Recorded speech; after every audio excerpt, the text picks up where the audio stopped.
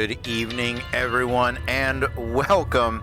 We are Random Encounter Productions. I'm Cody Stone. With me tonight, we have Matthew, and I'm playing Clever Stitch, the Tabaxi Arcane Archer. Pew pew.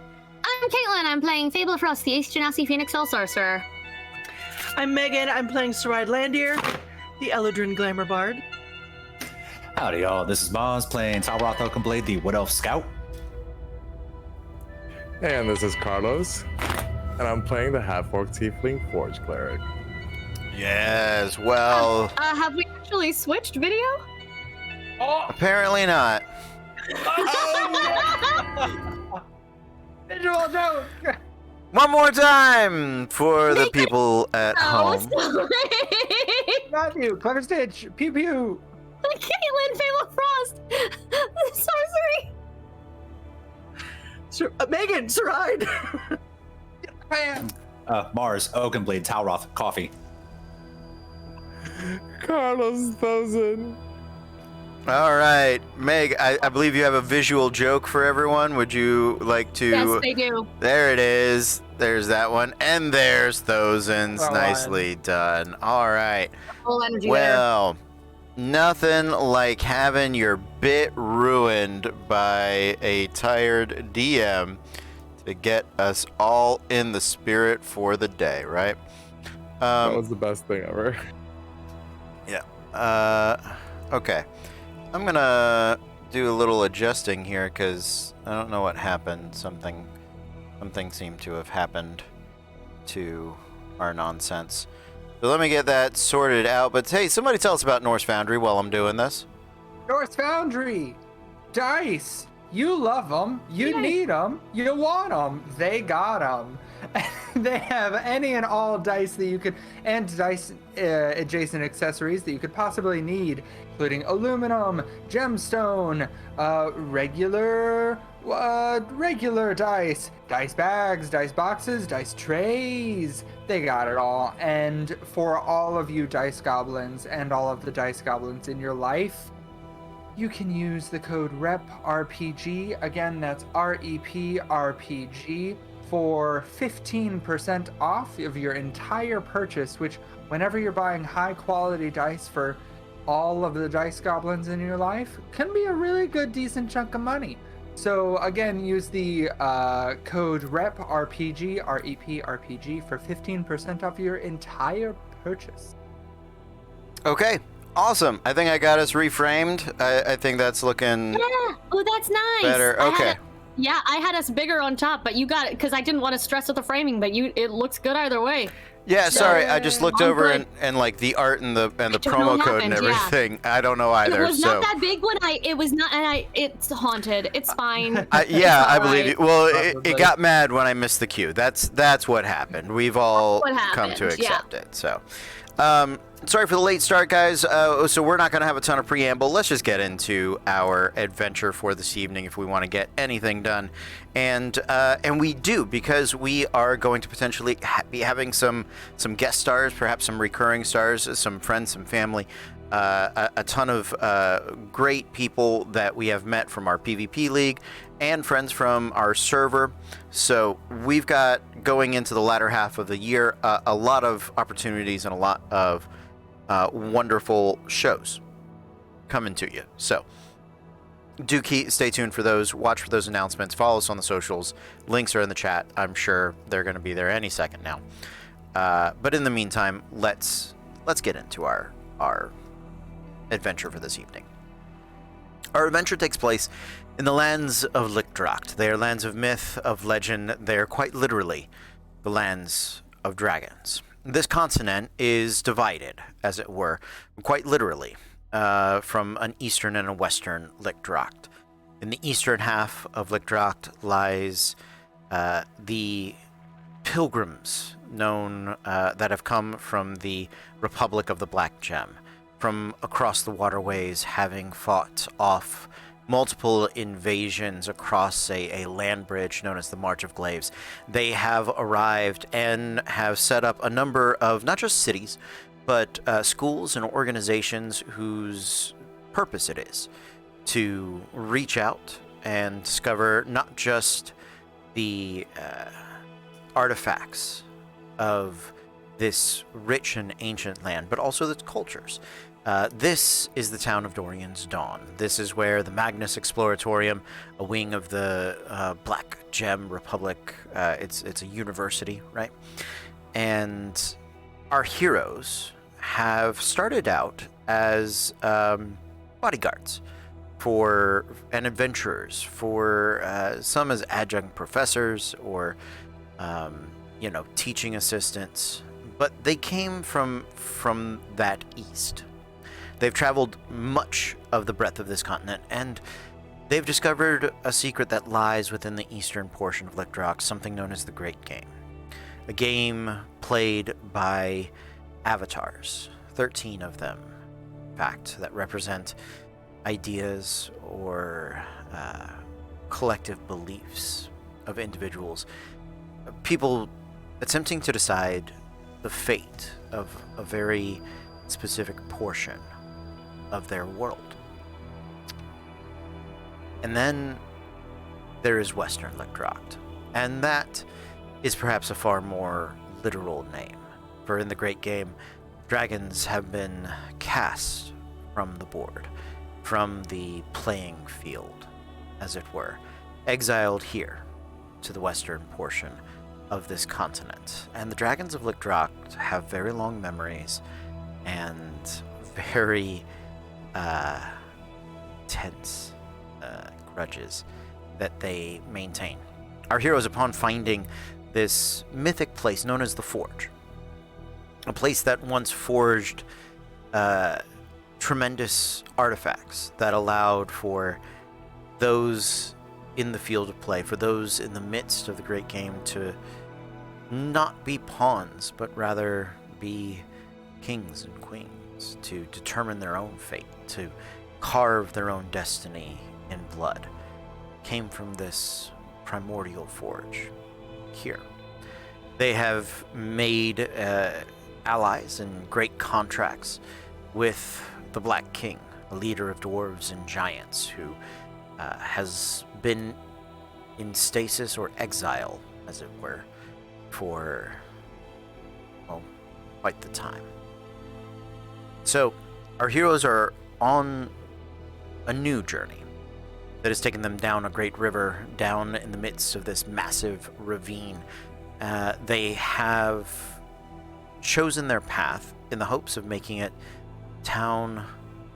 the city, Caer.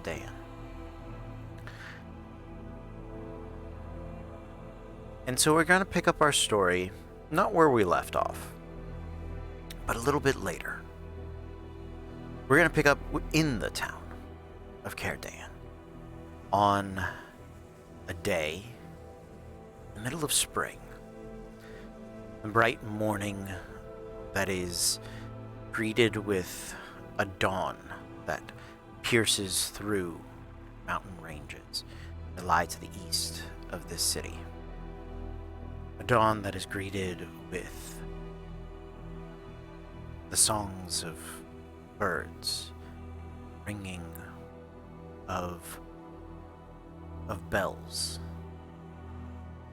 7 bells rung round the city, each at a different point in its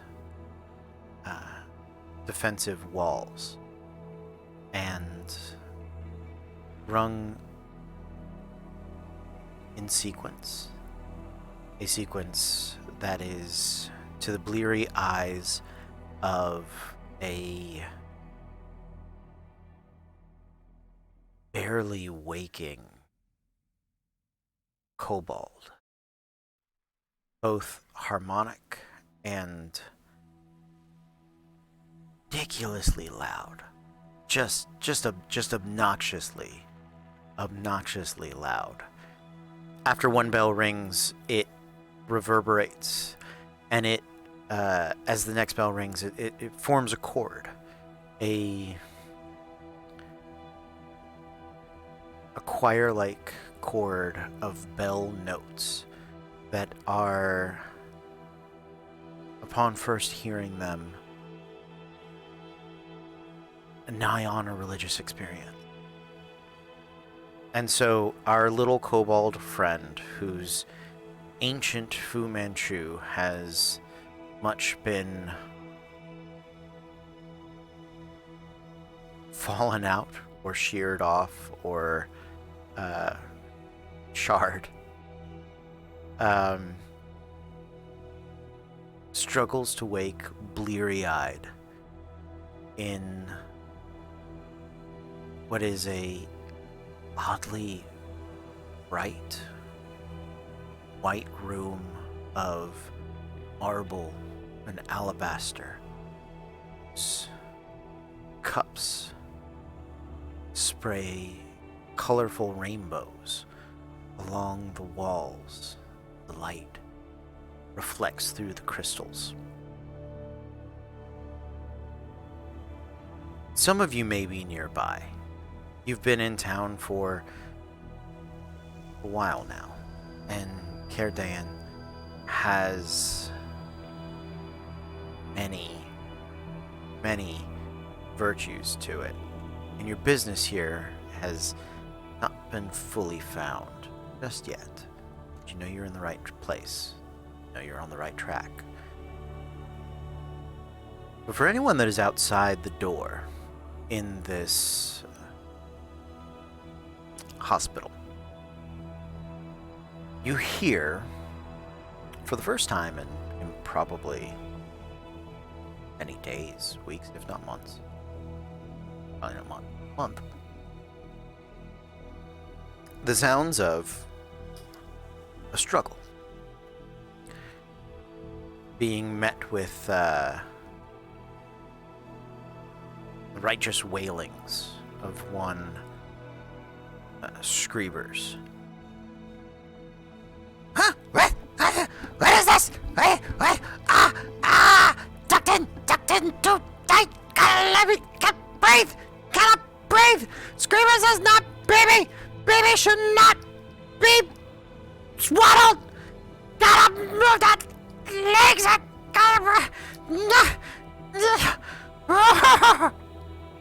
Screamers absolutely is, baby. How dare you? But Fable, if she's nearby to hear that, will go running the fuck in. Sure, Fable. Yeah, absolutely. You come bursting in, and it he didn't look quite mummified when you had brought him in, but between the bandages that have been tended to his wounds and whatever nurse decided that she needed to tuck in the entirety of the sheets and or blankets. So me. It was Fable. It was Caitlin, just as a nurse. Screebers is struggling to free himself from the bedding, as it were. He's got one eye. He's definitely got like the comic book superhero eye patch wrap, right? There's only one eye sticking out, for sure. Hold on for a minute. It was for the blood flow and for the health. I gotta find the end of it. Hold on, just give me a minute to get. Choking me! Can't I'm breathe! trying to get a piece of it out so he can breathe, and so he's not strangling himself on his blanket. What has Screeber's done to deserve this slow death? Please! You're not dying. If the water didn't kill us, the blankets surely won't. And breathe. There you go. No angry breathing, just calm breathing. There. Okay, good, amazing. So Nurse Lamaze was in here. Good, amazing. You feeling better, darling? Screeber spent 2 semesters in animal husbandry. He knows the importance of breathing. Excellent. Do me a favor. Keep on breathing then for us. There you go. And what's the last thing you remember? Screebers remembers being magnificent. So all the time then. No. Especially magnificent. She'll fill him in on what has happened to get him here and that we needed to take care of him after. No, you don't get to yada yada yada past story. Yada yada yada is game for night. You cannot skip over. Can we flashback? Where are other friends? Meta Where are other screamers. friends? Meta Screamers is my favorite.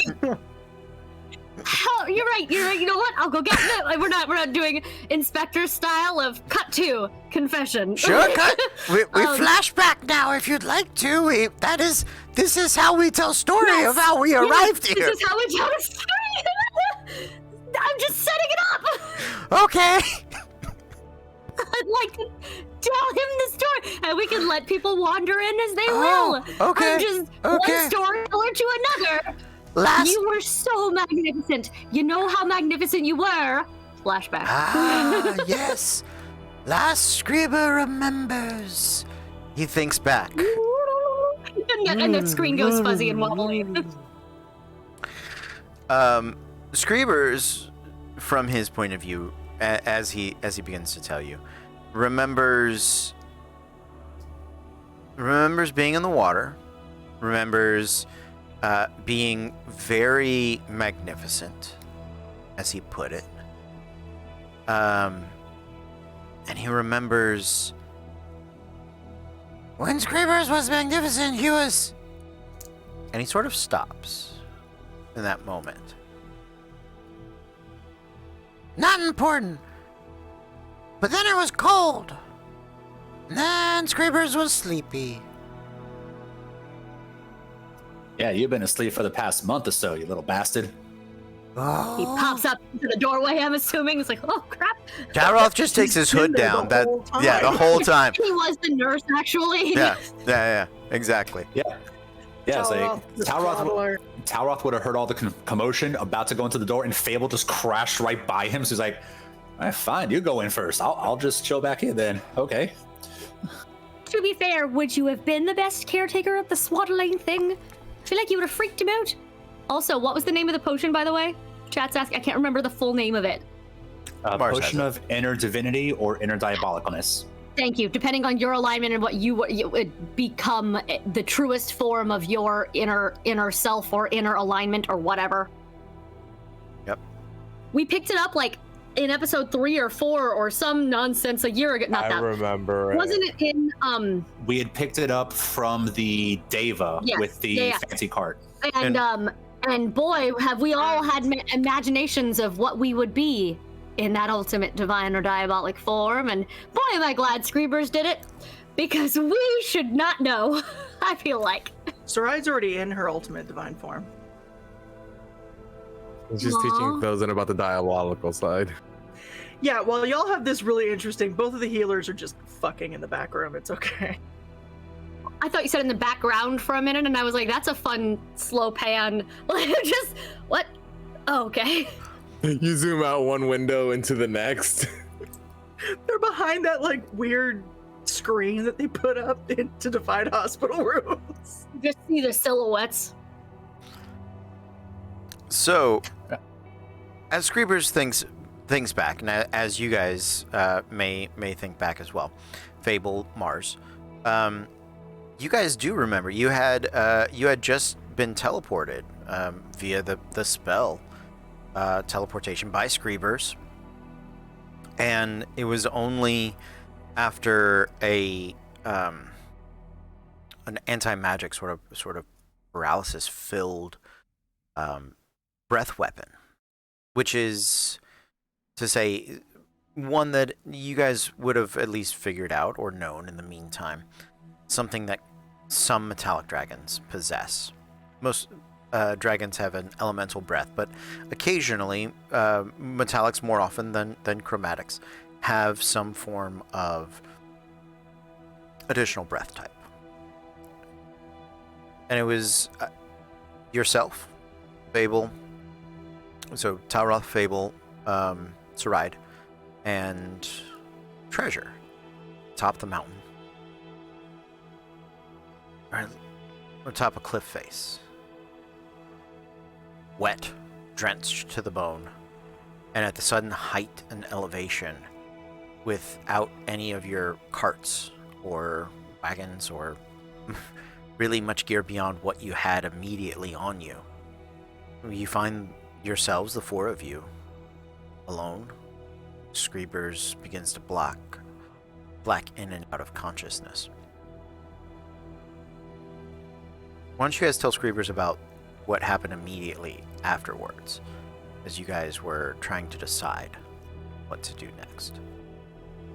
Well, now that Screebers is awake and conscious, I'll just kind of pull up a chair and then just twirl my hand around towards one of the cups on the counter and just use some of the wind to move it over to Screebers so he can actually drink from it.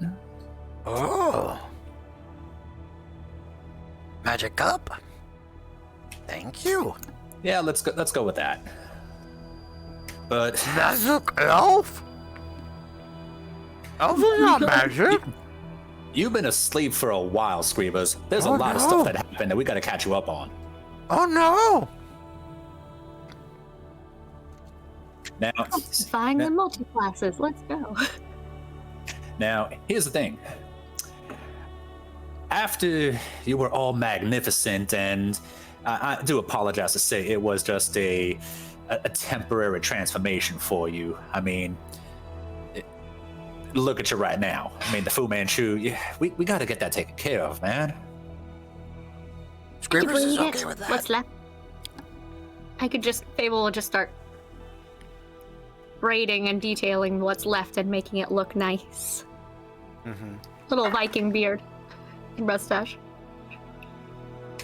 Yeah, after you dropped the stuff on that big old cliff face, took us maybe about a day or so to figure out how to get down. That was interesting. I almost fell off the damn cliff again. Thankfully, Treasure just reached out and just caught me by the scruff of the neck, and that still kind of hurts a little bit. But hey, either way, But it did take us a moment to catch up with the others. So look But at you the found two them? who were on the different side. They're We get- I mean, alive? oh, yeah, oh, yes, Stitch. Thozin's busy. Near-death experiences do that to them. that explains why the floor's been shaking for the past hour. We had a lot of near-death experiences in that fucking cave, so, they've got a lot of time to make up Just for. hear this steady pounding on the wall next to you guys. Amazing. No, yeah, we Frozen eventually, cast silent. we eventually found everybody, found the cards. That was a fun little scavenger hunt, especially considering the birds that were kind of flying around were not so friendly. Made for good eating though, but you had to cook those just right. So, Ryan, tell us about the birds. There's something very distinct about them. They are.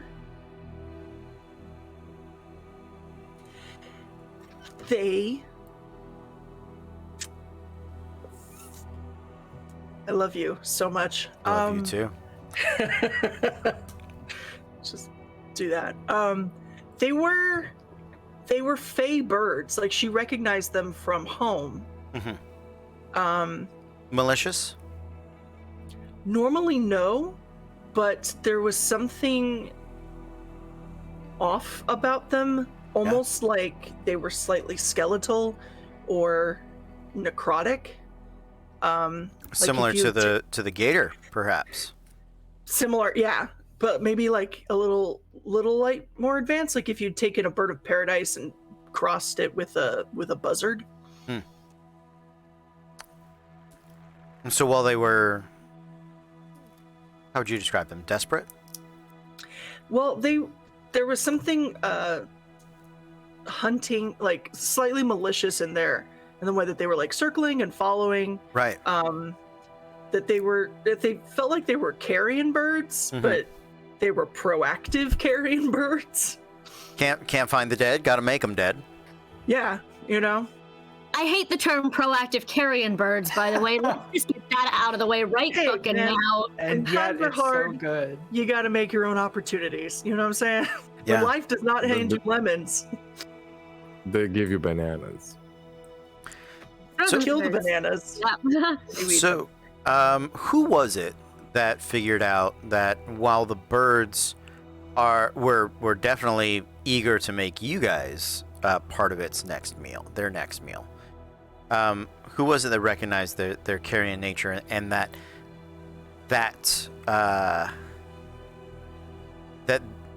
they fished out sort of the warped sea life from that underground river? I feel like that was Fable. Oh, it absolutely was. And she remembered some stories about strange sort of nightmare creatures that would do things like that, and so it was a very, what are the odds? Not great, but look at everything that's fucking happened to us. Since Talroth apparently went and changed time with his magic cards. Sorry, part of that should have been out of character. Because we don't know how much happened there. But or maybe in this timeline we do. In this reality, they know all. And she panicked for quite some time as she knew that Talroth was going to try to cook them up. No, we already have done this. We have done this whole let's kill each other because we've ate the fish things before. We're not doing that again unless we're absolutely fucking positive that somehow these things have not been tainted. But look at them. They've clearly fucking been tainted. That's not supposed to happen. Most birds can't navigate these through the tunnels and they don't come in to fish when there's fish out there. It's like it's following for it's very strange. They're not normal. I like them. I want to be their friends, but they're not normal. And while we're walking, she's constantly sending to Thozen to see where they are. Speaking of Thozen and Clever Stitch, you guys had a rather unique experience being led into the underground river. You didn't suffer any bites from the gators. You guys were sort of on the easy boat, if there was such a boat, right? But about a day into the travel, you definitely woke up because none of you had volunteered to take a watch that night. You didn't need to. The rest of your party had them covered. But you guys woke up in an underground river, having Tom Sawyered your way down like a different path. Yes. Like you guys wake up and no one is there. Your two wagons and rafts down. It's Clever Stitch, Thozen, and Sirach. The dream team, honestly. That's the spin-off episode I want to watch. That's the bottle episode. Just the three of them, and like nothing weird happens, and the rest of us are just off killing each other, and they're just like, us just trying to find our way back out of the mountain. So Into A the thick bird, of a it. cat, and an orc walk out of a mountain. Yeah. yeah. It's very Road to El Dorado. oh no, if he gets corrupted, us he's gonna try to underground. eat Sirach. Oh. Oh. That's why we haven't If seen him for a Thozen while. gets I was gonna say, if Thozen gets corrupted, he's gonna cook Sirach. Eric, Eat this is me. Eric, we love you. We miss you. Poor Sirach. Eat me. so, gentlemen. You wake up. Your friends are nowhere to be found. It is the creepy quiet of a Disney boat ride, of the old school Maelstrom ride, and like just the weird moment when there's nothing, there's no talking or sound or anything. It's just like you're on the water. Oh, look, there's an oil rig. Oh, great. Wait a second. This doesn't feel right. Where are our friends? Yeah, no, that's the first thing that came into mind when I didn't see my girlfriend around.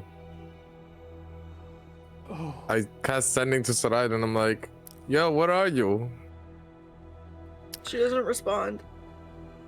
oh, Oh no, shit. she can't because corruption. She She's gives me busy. the FU button. oh, well, that's not good. How fast is this lazy river? You could paddle upstream. It Okay. would not be fun, but it's doable, Sure. right? Okay. So it's not fast, Sure. you know. But there's definitely a current. But there is a taking current. us. Yeah, there is a current, for sure. All right. Okay.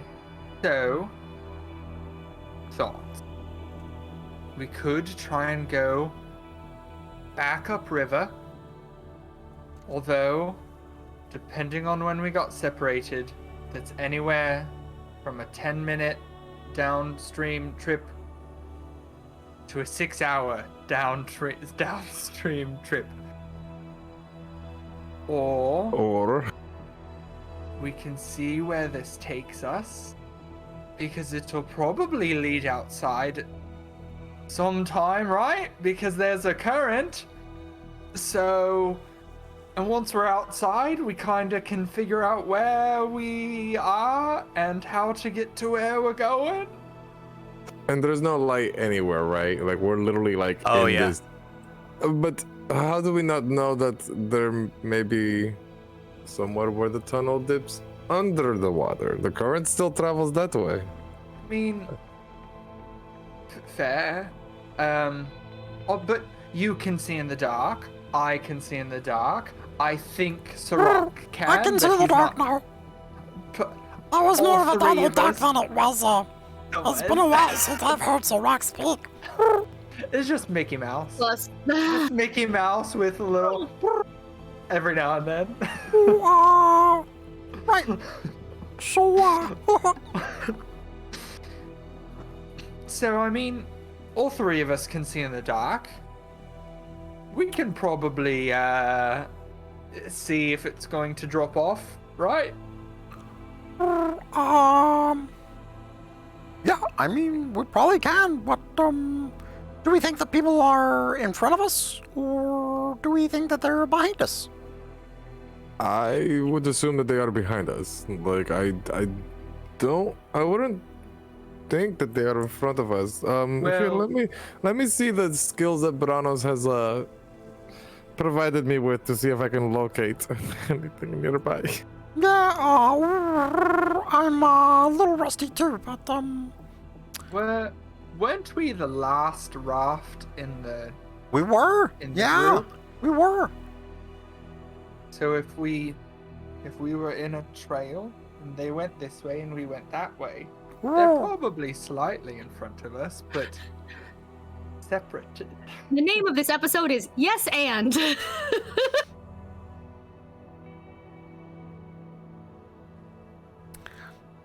Ever wondered how your ever wonder how your party would do it at storytelling?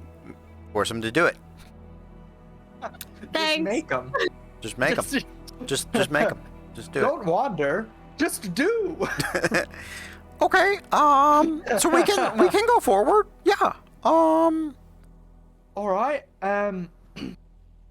What it is? Well, like if we think they're in front, we should paddle and like get to them, right?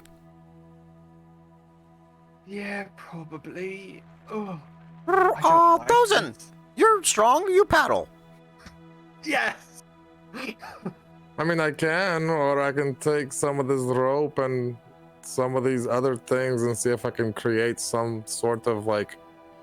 Do we know that clockwork stuff exists? Like a clockwork, like Yeah. engine. That's a little advanced for.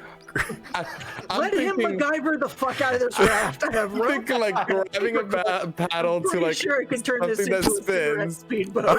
Oh yeah. A paddle boat. You want to create the paddle boat. Make I was me thinking like an equivalent of like I turn a crank and it Yeah, turns a wheel little paddle. paddle in the Yeah. bottom. yeah Yes, paddle and boat. Cody. Yes, and he'll figure it out. Or I was gonna use like a spell to do it, but I Make- don't know if I can or not. make the ski do. Make We all me just- an intelligence check. I mean, it's not horrible. It's a +1, so let's find Yeah, out. let's do it. Let's find out. Oh no. That's a 4 total. Oh, Somewhere Those down in the you get cave, is- I don't believe in you. You get as far as like a wheel would help here. Wheels work on land. What if they worked on the water? That's as far as Thozen gets with the paddle boat idea. I love that. And you just see Alright. like that, you know, like that gif of like all the like math Mhm. symbols flying around Thozen's head. Yeah, that's what's happening. And it's like, okay, maybe it's just easier if I just paddle the damn boat, and I just grab the paddles and start. All right. So they are paddling down as we flash back to the other side. So, you guys just paddled down the river? Yeah. Yeah. That's kind of what we did. And what if... he we flip channels back to the trio here. Following those birds was not easy, and I think as Tauroth had pointed out, he definitely had at least one slip that was saved by treasure, right? You guys are making your way down what are mountains of frost that are thawing, and so Tauroth, you're a pretty adept survivalist. You're advanced in ranger and was it scout rogue, I believe? Yeah. Yep. So you piece together with your survival skills, sort of following these I'm gonna call them rivers, I guess that they're the truest term of it, but basically these ice thaws that are melting and sliding down these rocks. We've already established that the birds overhead, definitely these fey birds are a danger and presented a challenge. But you're pretty sure-footed. I don't think you would just slip by yourself. What caused that? Was it mid-combat? Was there an accident? Was it Sarai's fault? Was it Dragon Screebers around? Because he's unconscious this whole time. You guys are having to carry him. You know? What do you think? He's small enough. I made him an ice sled. I used my shape ice, and I made him a small sled, and we drag his body behind rather than So I carry. would cast levitate on him, That so too. we can I'll just- Boba Fett Yeah. carbonite. Yeah, that's what we do. him. Yeah. On a Okay. thing, so he's not just floppy, but we've got him on a thing. Okay. Screebers, why does my neck hurt so much? We flash back to you guys figuring out how you're gonna move him, using levitate, putting something under him, his They're head not flopping strong off. group. Yeah. Except for Treasure, who's hauling anything else we need. This is the squishy group Yeah, of no muscle. Like, yeah. It's just a nice comedy montage of why Screeber's neck hurts. But what do you guys tell him? We know what really happened, but when he's like, when he's like, Why does my neck hurt? Well, you were stiff there for a little while. Yeah. I mean, Oh. you kept shifting in your sleep. When you sleep on your neck wrong, you've been in bed for a very long time, and you just sort of, What's I think you were Screeber? fighting against swaddles. You hear from the other side of the wall just an echoing of "so stiff" from Sarai. no, you don't. Silence. But the cameramen hear it. The people running this show, this episode, The absolutely no. cameramen hear it. Yeah, there's a cut to Sarai mouthing it. How's that? That's you're welcome. You're welcome, Cinemax After Dark. We're good. And we lost Carlos to Uh-huh. that. Uh-huh. There we Yeah. go. That's And he's Yeah, back, that's why we maybe. lost him. So Talroth, tell me, how did you fall? Oh, it was the weirdest damn thing, too. It's like, now, Squeebas, you know me, I am adventurous when it comes to things to eat, and I was definitely curious about that flying chickens. But then Fable brought a very good point about that poison, that blood, and all that. So every time they came down, I just started batting them off. But I don't know, something about that winds up on there. It made things a little more mobile for me, as it were. Like, it kind of drooped to the side, but I just started kind of moving further than I kind of intended, and trying to like bat them away. They kind of flew off further than I expected. Had to chase after them, and yeah, so a little bit of snow melted, and there was something weird underneath. Like I didn't get a good look at it, like something like, and just kind of like trying to figure it out. Metal, wet, cold metal. It's like something like metal thing, like a shield or something, and I just slipped off, busted my ass on, and almost fell over. Oh. So as you're explaining this to him, you do get caught by treasure. I'm assuming you guys stop and take the time to kind of dig that out. Roll me a percentile. We'll say the higher you roll, the more rare or significant this is, right? Otherwise, it's just like a dude that froze on a mountain and had a shield on him, right? That's always a possibility. Let's find out. All right, going with real dice today because to hell with the dice roller. Captain Licktrock, he's been in the ice this whole time. 94. A 94. Truck, it's Captain Licktrock! I was right! We're calling out, start the Avengers now. Let's go. Okay. So you do, Talroth, you get back up. Treasure pulls you back on top. Screebers is floating nearby. Fable and Saride, you guys make your way over.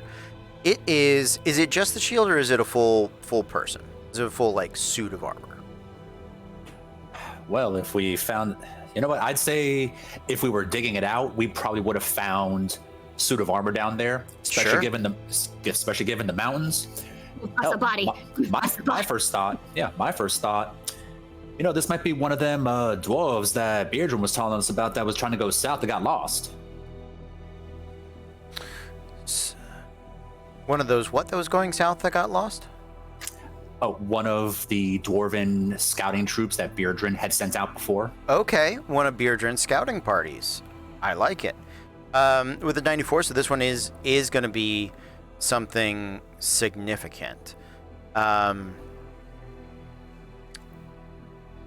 What do you guys think? Is it can be some form of message or missive, where the intelligence that they are carrying is what is important, right?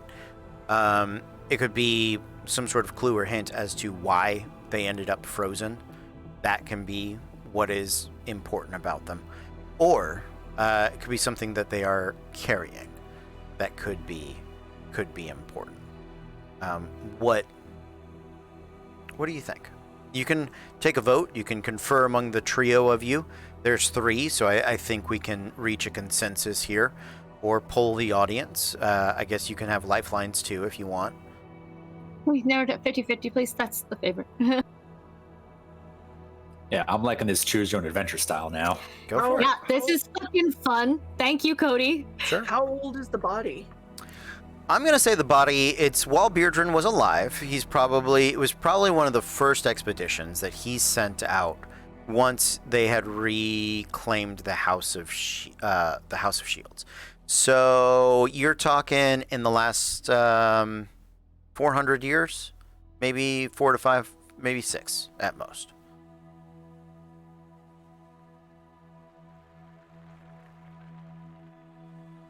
I'll just start taking a vote. Fable, what do you think? Information, artifact, or monster? What was the important discovery? I'm gonna say information. Information. Okay. Same. Especially because of the nonsense that we're dealing with right now, and none of us are missing limbs that we know of. So I'm gonna not say monster, but information. Sure. Yeah, I'd also go information because that would be very important. Absolutely. Yeah. Do you think it was the importance of it was the note that was going out? So something that Beardrin had written, perhaps in an exploratory nature for these dwarves as they go looking for other dwarves and giants and things like that, or was this information that would have been important on the return? I think this guy had something that Beardrin never found out. Okay. Sounds good. Seeing two votes for that, and while Megan thinks over it, I appreciate that. So we have some potential. It could be from a different tribe of giants that was not previously a part of the Black King's domain, right? Could be from some form of dragon. Could have been from a society outside of the major Western Lickdrockton societies, right? Something that would have been small folk related comparatively to giants and dragons, as it were, small folk. Or it could be just something like kind of wild and out of left field.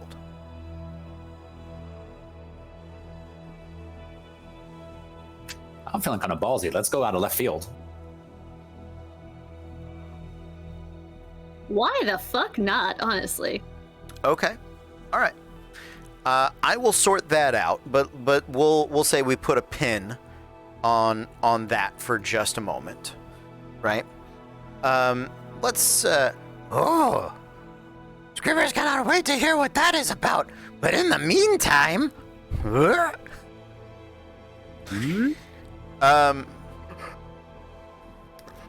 Stitch, Thozen. So much.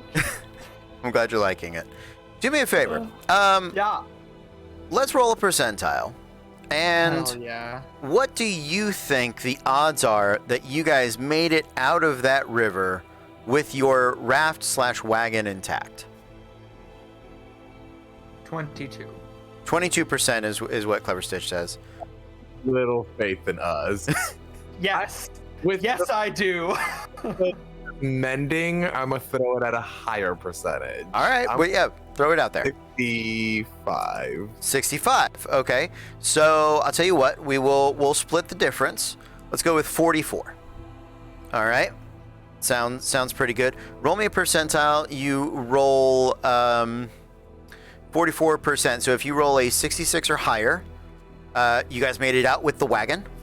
If you roll a 65 or lower, the wagon got smashed.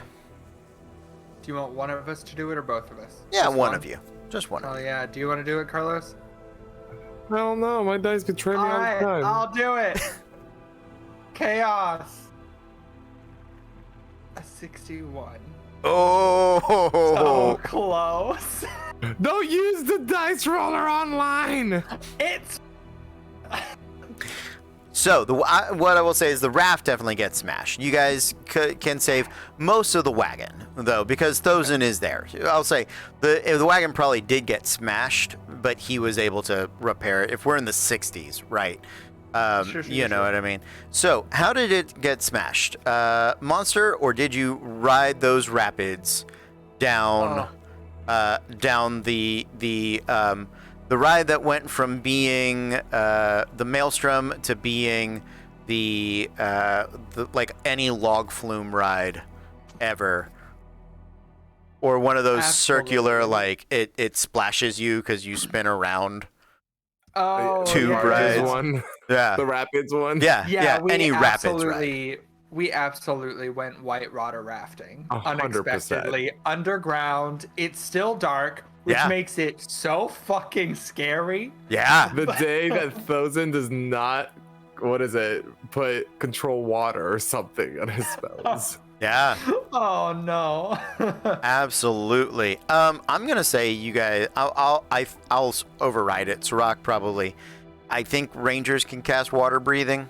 It's a druidish like spell. Maybe. I think so. I think so. I We're gonna say think- Sirach. For some reason, he woke up. He was like, a lot of water around. He's Better cast it prepare once water before. breathing. I think so.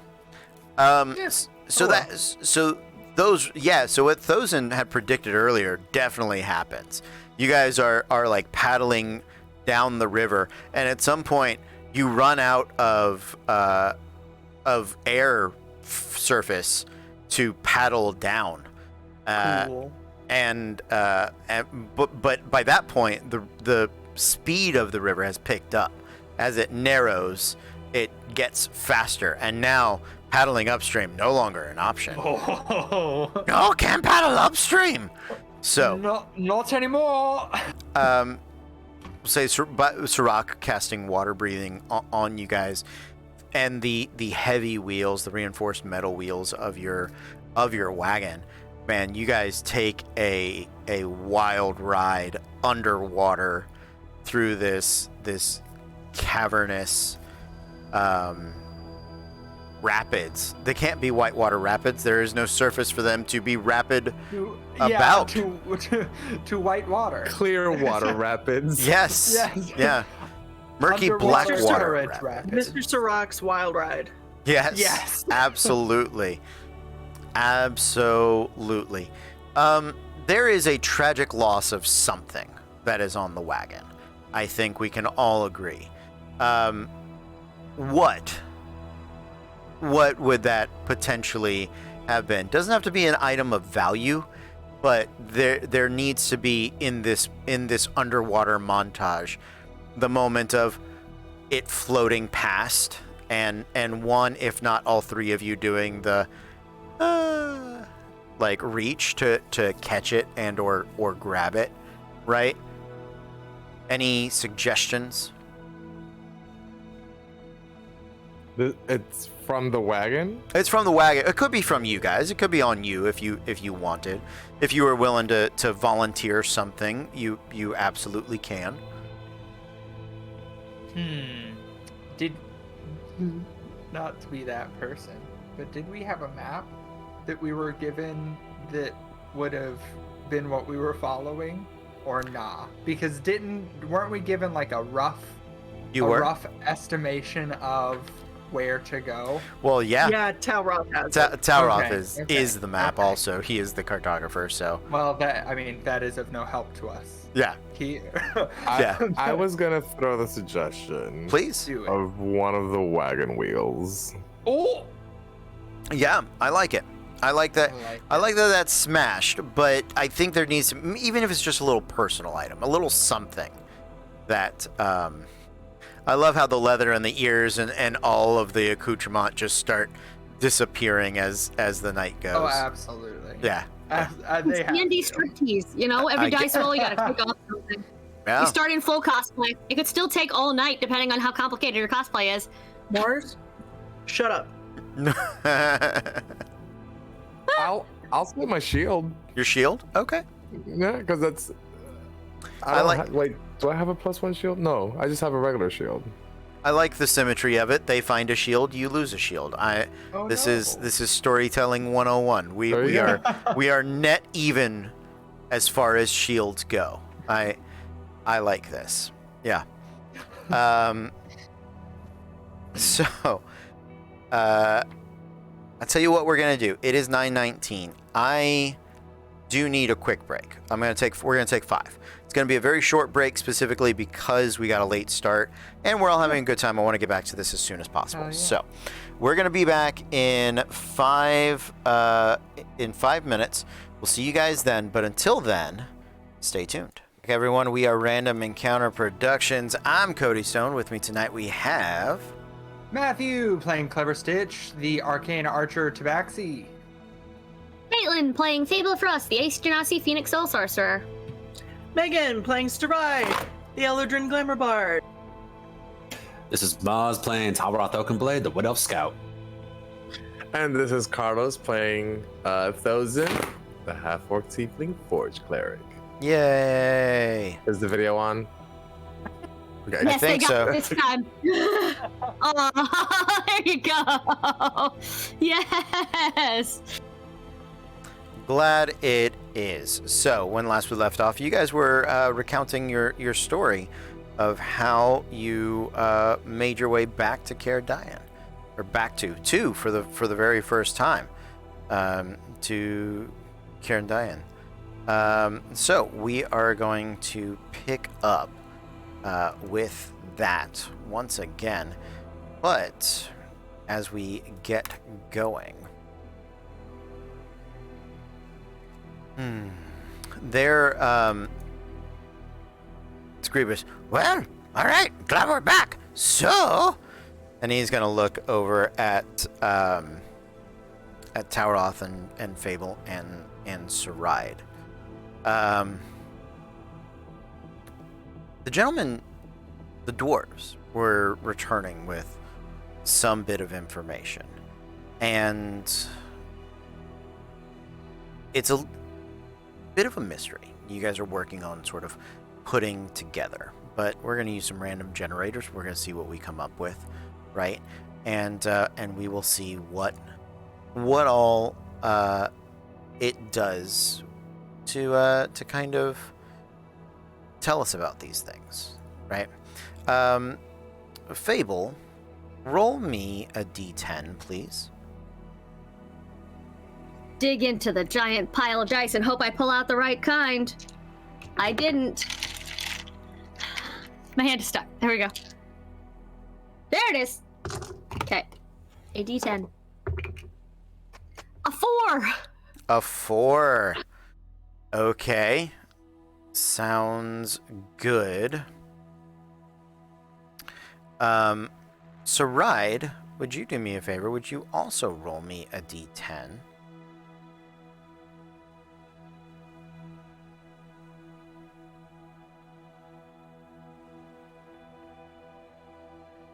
One. A 1. All right. Sounds good.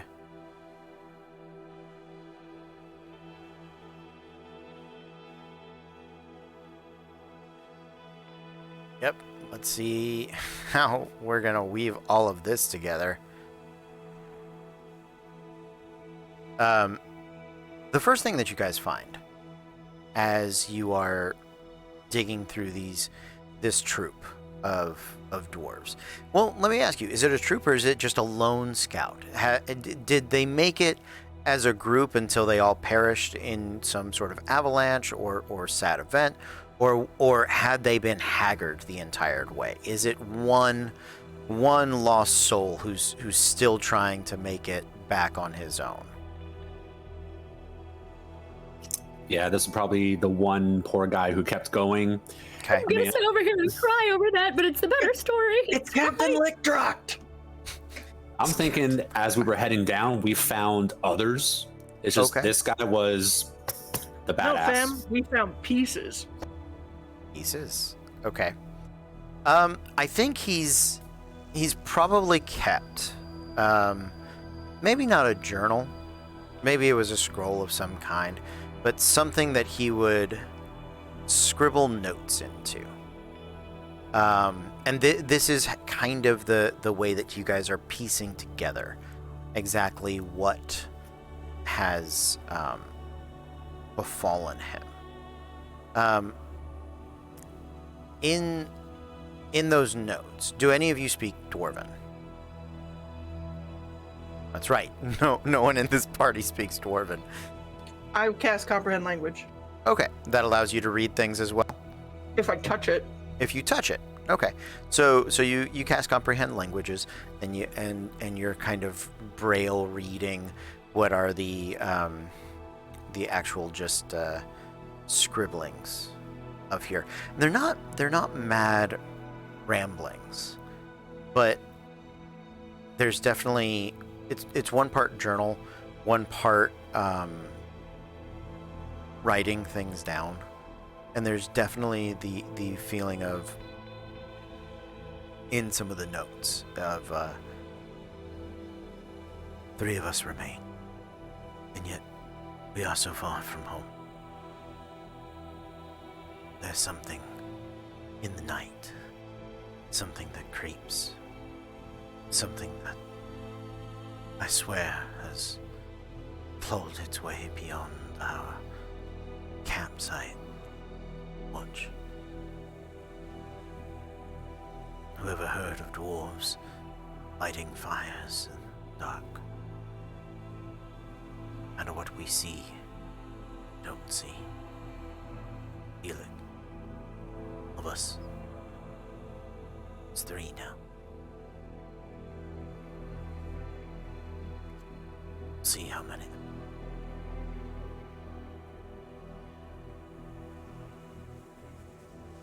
The dawn hasn't come. Hasn't come for days. Hear the birds sing. Animals that stalk the night. The wolves. Slumber in the caves. We know it's day. Just can't see it. Whatever this is, whatever it is that we have, whatever attention we've caught, it's warned, Berdrin. It's warned of what lies in the chamber of the king. There's something in the way that he spells lies. More of deception than of rest. I've tried to read it. The spells don't take hold. Firelight isn't enough. But the oil of the revealing lantern gives me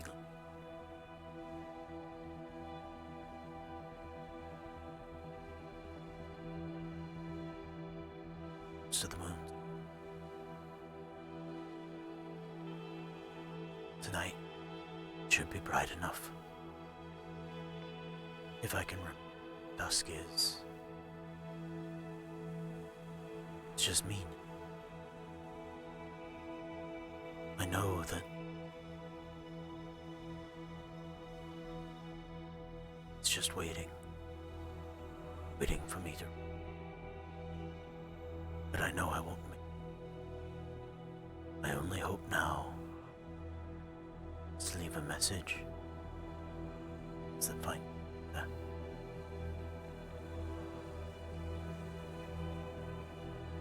Continue to search through his belongings. Find these notes tucked in sleeves, folded into the jerkin beneath the leather that guards the dwarven skin from the plate.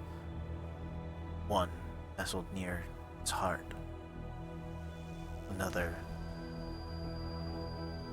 folded, stuffed into his mouth.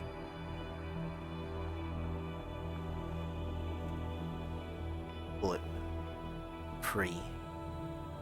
This one is written in a shakier hand. You suspect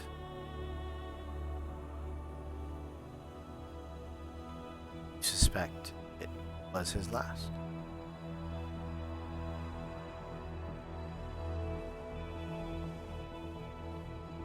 The Black Palace is yeah, in the valley of ice and steel, on the mountain scales, sits stolen.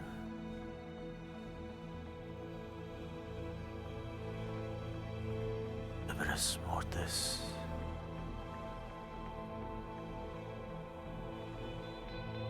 Something older. Dragon. Something crueler. There to devices. Something. Winged serpents. Envy.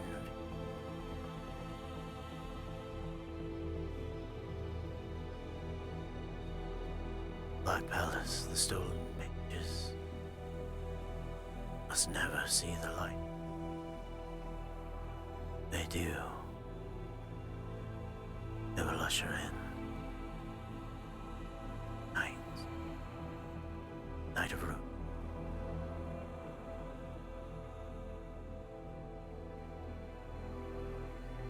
The night. Terrors. Night of men.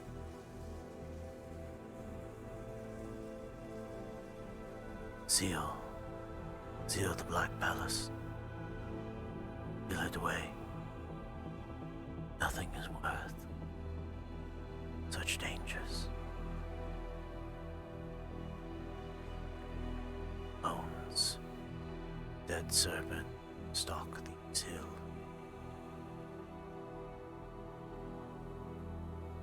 Having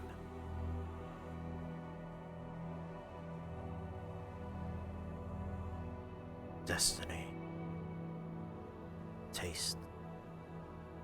Bittering. Parchment.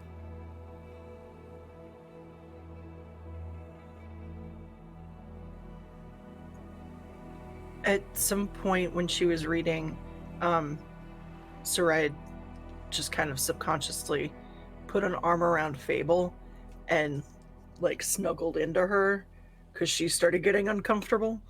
But when it gets to, was it Liberalis, Mortalis, Infinitus.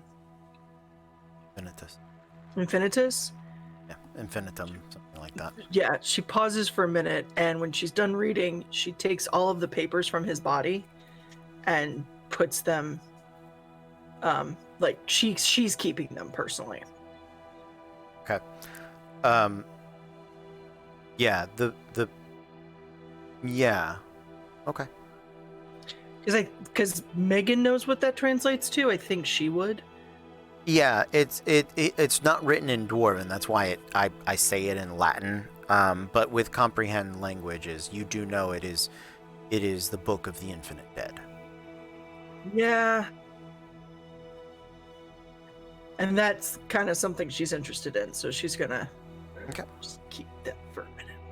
Okay, sounds good. Clever Stitch and Thozen, when you guys finished your rapids, you come coughing up onto the beach, right? Whether it's a beach or not, up onto the side of the river. The wagon partly smashed off to the side. What? You guys are helped by someone or something. What do you think that is?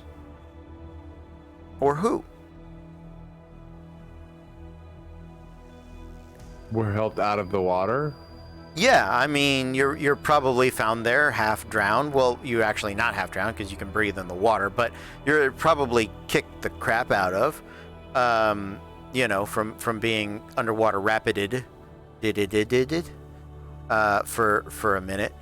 I think somebody comes to your aid. I mean, you look. They may have been there to just pick the bones, but when they figure out you're alive, they're gonna help you out. So So who do you think that was? I want it to be a little goblin. A little goblin? Yeah, because scavenging at the base of this mysterious, maybe magical underground river that just brings them gift.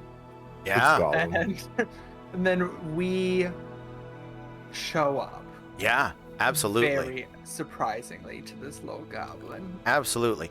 So this goblin, these waters are poisoned. They're poisoned. That's why that's why everything around here is kind of corrupt, right? Mm-hmm. But the goblin's not. The goblin is a goblin, but he's not a corrupted goblin. Why not?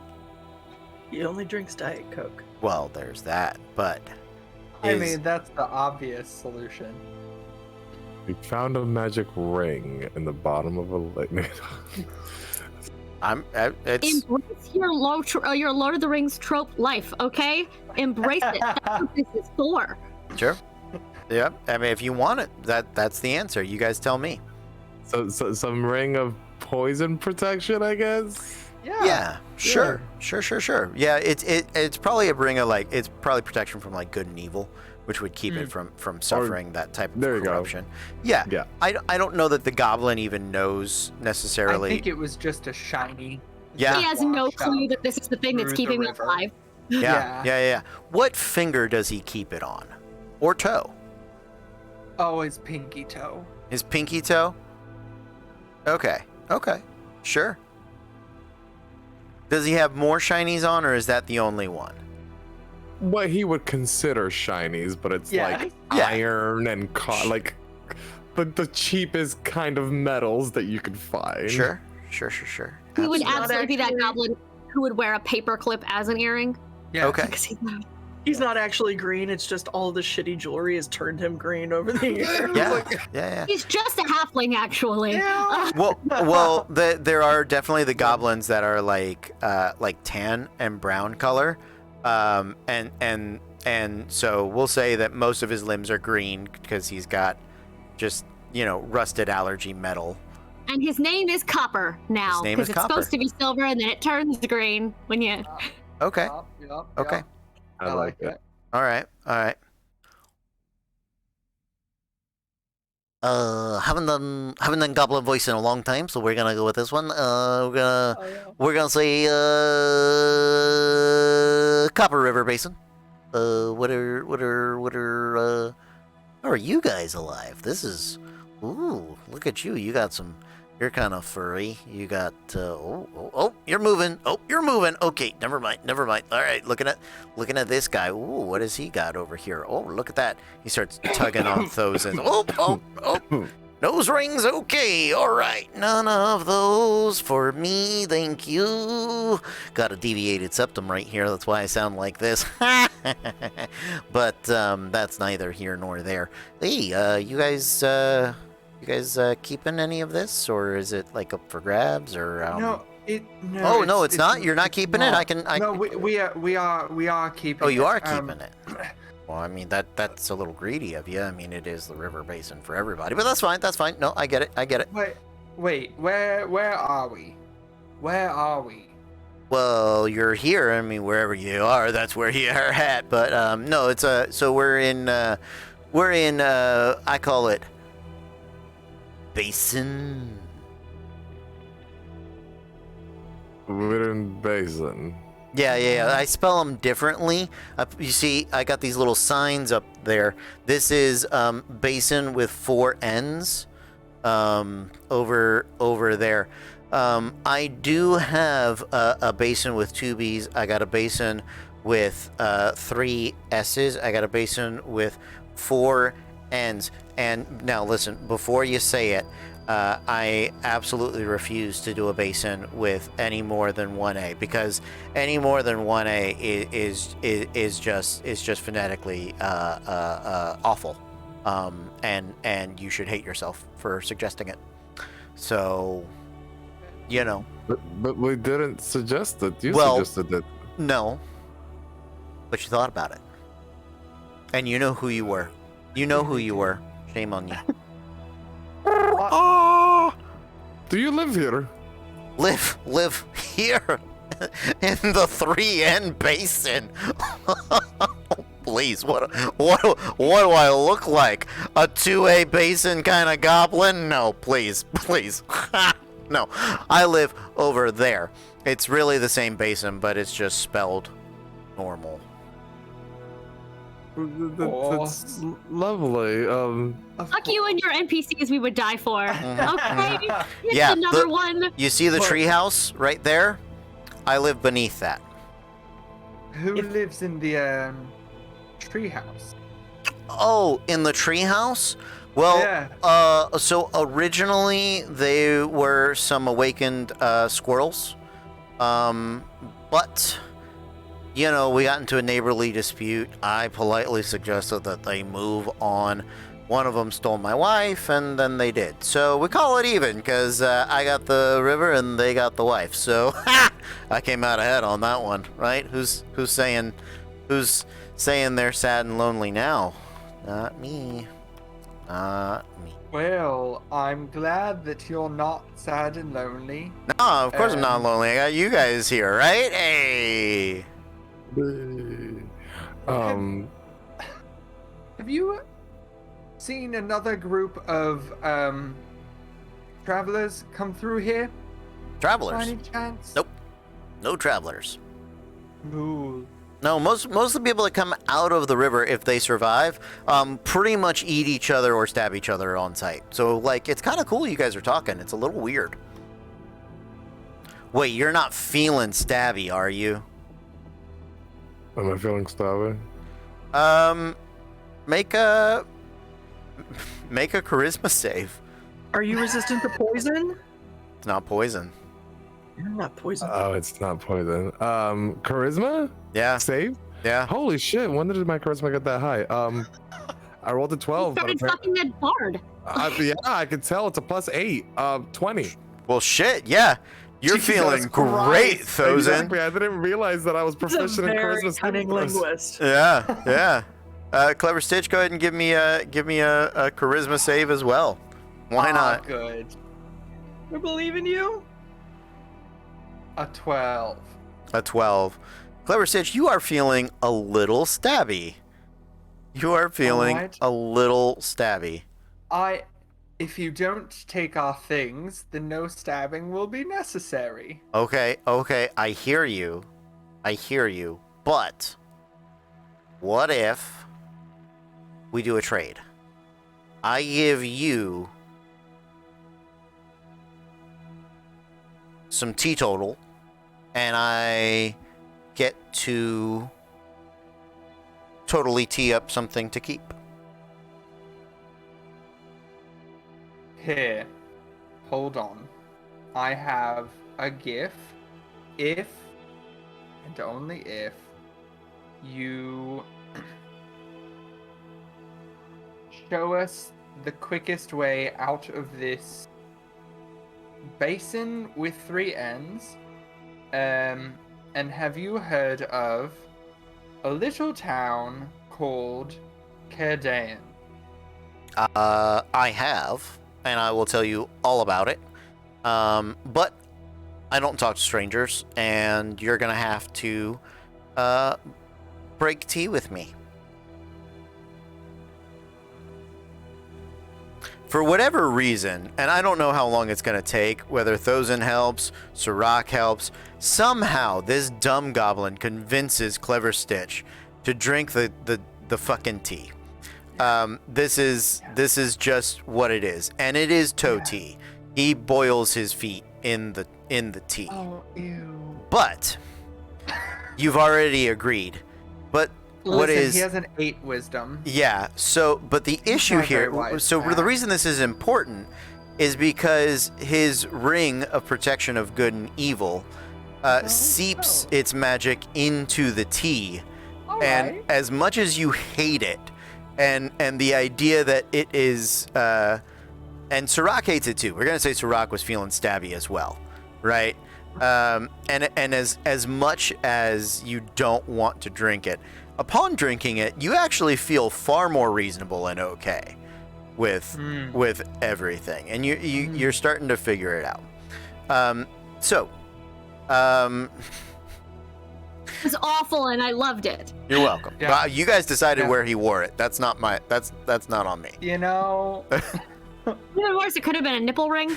True. I didn't anticipate it to be all of that. Yeah. Well, otherwise it would have been a like a jacuzzi hot tub required scene, and he would have just splashed you a lot. Hot tub tea. Yeah. That feels like a mistake. So Basin does you guys have your own walking montage of Basin leading you guys out. He tells you about Caer Dyen. Is there anything in specific you would like to know about Caer Dyen on the trip? chosen. Specifically? Yeah. I mean, you guys Do you have the have opportunity. You don't have to. We're just sort of skimming through some things. Sure. How diverse is Dyen?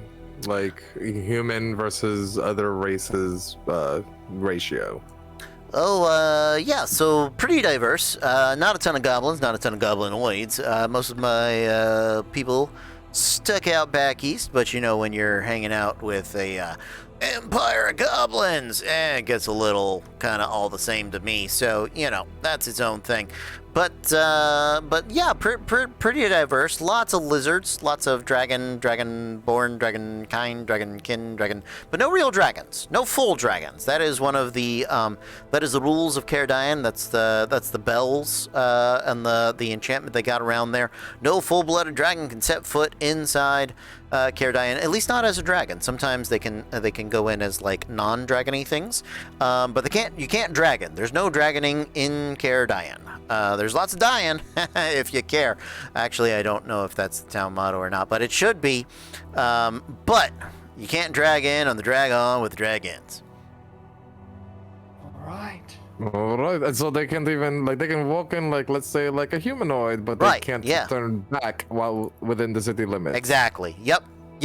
Nothing. You gotta be humanoid. You gotta have thumbs and fingers and toes. Tails are okay up to a certain size, right? There is a teeth limit. Doesn't really support a lot of giants. There was a little bit of a giant population back there, but really we're talking like the dumb ones. So, you know, the hill ones, but they were mostly doing like logging work or whatever. So yeah. No, you can have wings too, you know, but yeah, no, you can't like full drag it out. I'm just like Ride- curious Rin about has that all entire monologue tattooed somewhere on her person. of when Frozen retells it. Those are my now rules I'm in just college. now I'm just curious about the mechanics of it. Like, what if a dragon like flies within the city limits? Do they just hit Nope. like a Poof. barrier Nope. and No more bounce off, or dragon. did they just turn into a human and fall however hundreds of feet in the ground? I think it's number 2, as far as I know. Oh shit! Yeah. Yep. Remind me not to be a dragon. Yeah, well, I mean, good thing you asked, right? Right? Yeah. Right? Right. Right, got okay, very yeah, correct. good. That's good. That's have me worried so about. where are you taking us again? Right, you guys wanted to go to out of the basin and set you on a path to Caer Dyen, or did you want to go back up and try to find your friends up upriver north side? Probably the latter of the two, unless Stitch, if you had any other intentions or ideas. I mean, can you get in touch with Saride? Or I is she tried still- before we hit this lovely Clearwater Rapids, but it wasn't. She didn't reply. It didn't come through. Perhaps we I try could again. try again. Yeah. We made it out. Maybe there was just bad reception in those mountains. I will say You're not wrong. it's probably been a couple of days, and for whatever reason, the magic does fail. You know, the corruption of the land in the area. But you guys do, probably shortly after meeting Copper Basin and finding your dwarven warning note and shield and armor. You guys do run into each other in what has to be a comical bit of mistaken identity or like happenstance, or what is the most archivist disasters in danger way that you guys can bump into each other? Literally falling through a hole in the ceiling onto the other team. Like literally. See, and I'm thinking we mistake Sirach for one of the dead birds. And they've got a Are the dead birds goblin. that though? Because that's horrific. Yes. If they, oh my god, I hate it. Yes. And like, they've got this little goblin with them. We don't have anybody in the party that small that isn't Screebers. So they're clearly not ours. Okay. I was thinking something along the same lines, where one of us was trying to get some food, heard some noise, shot. Yeah. Oh my God. absolutely. What- And then so- turns out, So if I may, so Talroth and Fable are have teamed up. They're out hunting. You guys are looking for clean food because this has been a problem. It's been a few days. You haven't been able to drink the water. You've known better than to drink the water. You haven't been able to eat. Right, so exhaustion's starting to set in. There's, you're relying on magics like Goodberry and things like that to keep you guys going. And while it prevents you from being exhausted, you're definitely ornery, or you're probably not feeling great. There's the whole freaky message in a dwarf thing that happened a day or so ago. We all just look like cartoon turkey legs to each other at this point. A little Like, bit, yeah. 100% that bear who sees it. Oh, Yeah. I could touch her arm right now. And so one of you is, well, it's probably Sirach, right? If we're gonna mistake him for food, that's who it is. Mistake him. He's Yeah. a giant bird. He is food. Not There's no hard. mistake. Yeah. And if we run water, we're probably drinking more alcohol in our day-to-day than usual because mean, there's liquid in there. So we're Quicker already not great. dehydration, but yeah, sure. I would like to point. Fable's drinking more. I think Talroth and Saride are about on their usual. That's fair. I've been rationing. That's Yeah, important. he's actually drinking less and probably mad at Fable for why I haven't calculated for you. Like that's not. Good. She Yeah. can fucking drink. She has Constitution phase, y'all. I will say that like there's bottles of wine in the bag of holding. She hasn't told you guys about, and she's not. good. You might be short about 3 bottles. You can't get them unless you know they're in there, motherfucker. You just Well, have but if to he think reached about in for bottle wine, of wine. And Or, you don't think he thought of every alcohol at some point? Oh, go find me food, wine stealer. Go find me You owe food. Saride like This is 3,000 like sen- gold. Like, I'll flick 2 good berries at Saride. You are such an ass, Talroth Oakenblade. Ah! So in the midst of this hunting, right? Talroth, the infinite secret that can never be seen nor heard. I think is probably sneaks up on Sirach, maybe shoots an arrow in at least at him, maybe in him, right? And I think as the alarm, or as Sirach sort of to like let everybody know that that things are going, that it is on, right? The battle has risen. Clever Stitch and Thozen and Copper, right?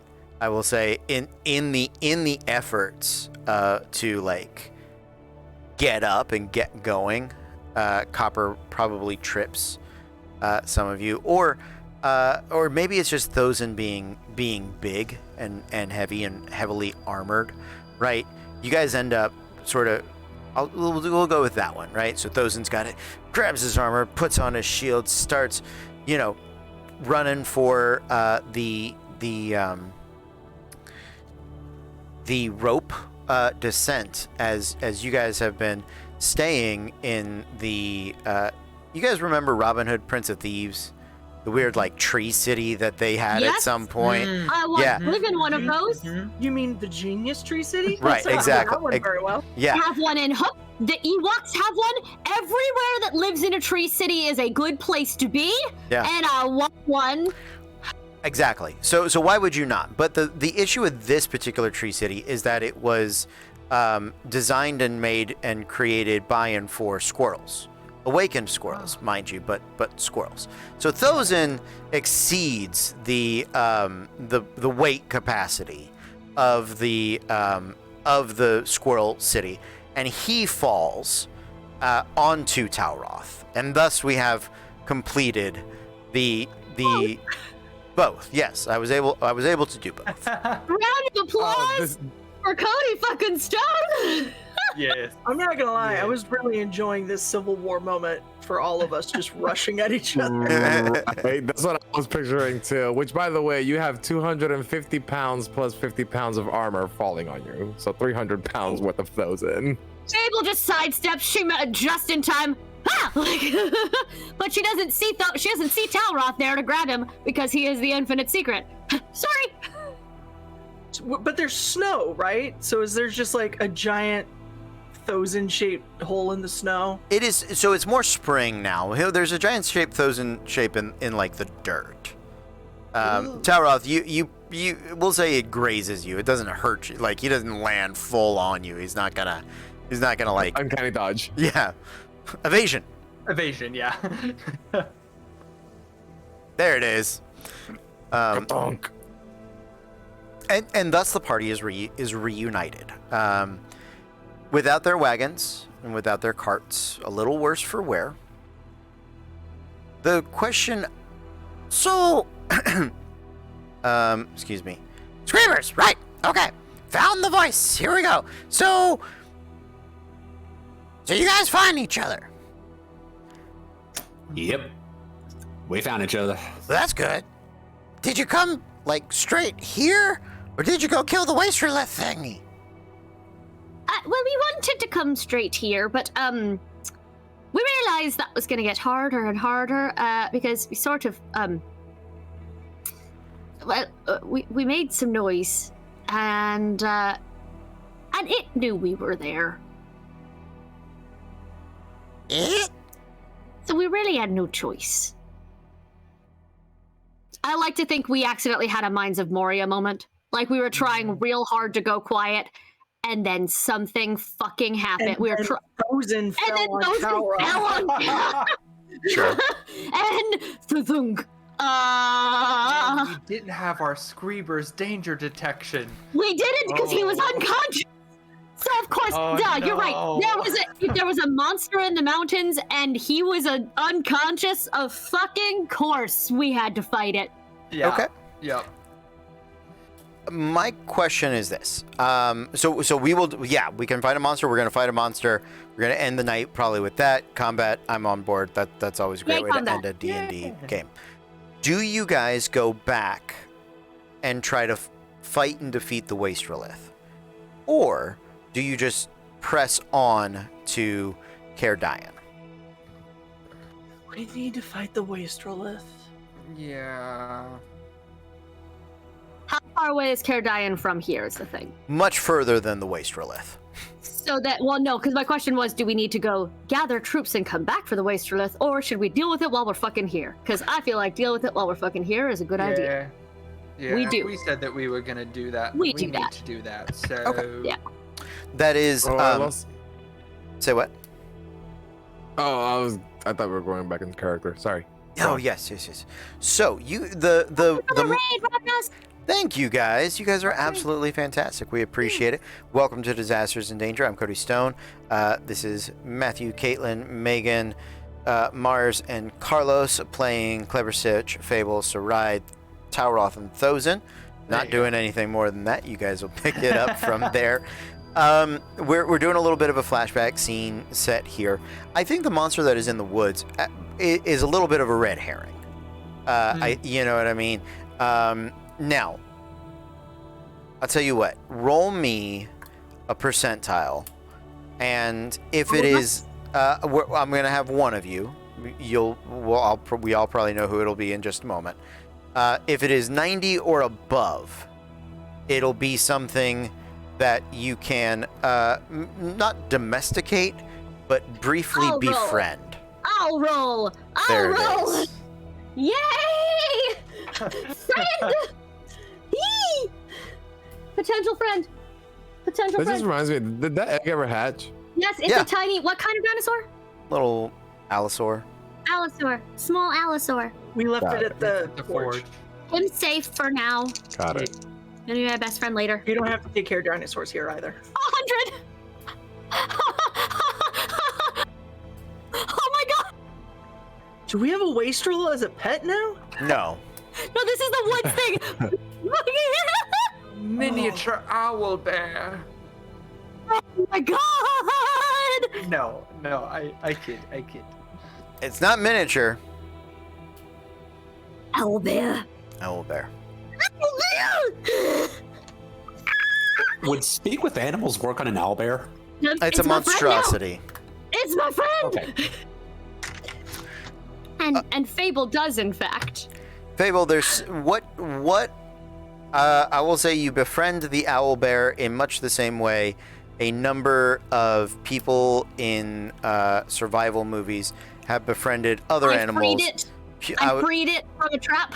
I was gonna say, sure, all right. I was gonna say purely through food, but yeah, you can We don't free have it. food to spare, and I don't want to corrupt it. That is a horrible idea in this particular area.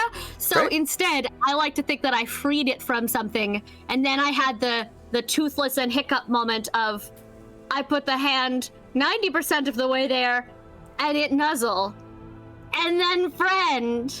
There you go, nuzzle and friend. Owlbear! You guys make your way back in the next day or so, and you find the descent into the Wasterless layer.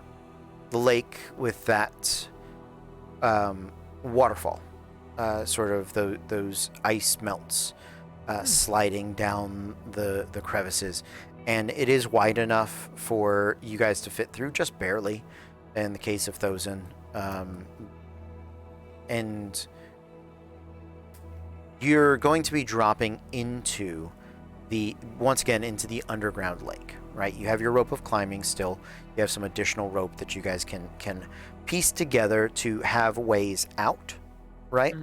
But this is the environment you are going to be fighting this very dangerous demon in. This demon whose influence has been quite capable of corrupting not just you, but much of the area. And you suspect from Copper Basin's tales of Caer Dyen and beyond that pretty much anything downriver of this, the further downriver, the weaker the influence, but still over time, that corruption builds up. So, how did you guys do anything to prepare for this monster? What did you do? It's an excellent question, Screamers. I'm casting protection from good and evil on myself. Okay. When we're actually down there, because it's like 10 minutes. Sure. At some point, I asked the rest of the group if anyone has found a shield, because mine went floating down the river. Yeah, there was I mean, we were gonna have you check it out later, but a few more pressing matters came up. Here's a bit of a dwarven shield and some armor we found. Oh, does the shield seem magical in any way, shape, or form? Well, how am I supposed to know? I don't know no magic. Okay, I mean, I just need a shield, so I'll take anything. It is a shield. I will take the shield, and I'll identify it for you later, and I'll try to decipher these unusual markings. Okay. I'm assuming I cannot ride my new owlbear friend into battle. His name is Ferguson, by the way. Ferguson hangs out on the outsides. He is not. He's kind of like I'm gonna hang around these people, but I'm not quite down to like jump down a watery hole with them. Fable? Okay, she'll just very much into his face, into his fluff face. Just, I'm gonna go down here and fight a big monster. Bigger than you, very scary. And if you have to go, I understand. But if you're here when you get back, I give you scratches. Oh my god, I love him. Good. Fable? Do you think that maybe Ferguson and Copper would be able to watch over Screamers while we're down there? Yep. A very good plan. Because Without our him friend seemed trust. eating Copper? No, I don't think he's going to. Yep, doesn't seem like a problem. Ferguson has taste. Ferguson has standards. Kappa wouldn't let himself get eaten by find Albert as precious as Ferguson. I love him. I'll just kind of lean back. Hey, Treasure, you got a bit, you and Bloodbone got a bit crazy down there. You mind keeping backup up here? All right. I mean, it's just I was really wanting to hit him with my axe, but Well, the last time we were down there, you almost hit me with the damn axe. yeah, you're right. Look, I'll try to drag his corpse back up for you. That way you can just take a few shots at him. Good. All right. Just Sarai Do me- is uncomfortably smug about the fact that she got Treasure to beat up Taroth. don't tell Bloodburner. What happens between you and your axe is between, well, you and your axe. So maybe we should take this time to have a nice conversation and couples therapy. And she. One thing that Clever Stitch is gonna do and it has to happen fairly right before we start the fight, Sure. is that he's going to reach into the handy haversack. Okay. And root around a little bit. Okay. And pull out an oak leaf Okay. that he was gifted by the Kieran from ages and ages and ages ago. Because it helps The when Fable creepy friends house. the small creatures and the big Yes. ones.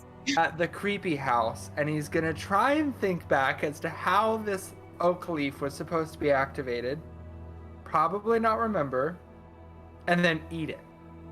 Because it's we're a hungry. bonus action to activate it, and Okay. for a minute, it grants protection from good and evil. Oh my god, it does! It does. Oh Okay. shit! Yeah. I forgot about that.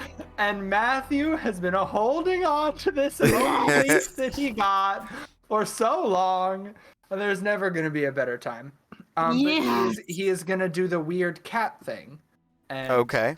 eat the leaf I Oh. love that. in preparation. No vomit. Just eat.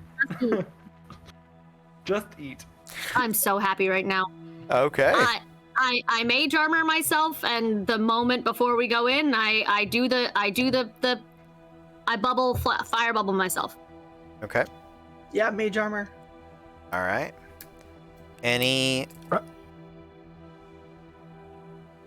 Anything else?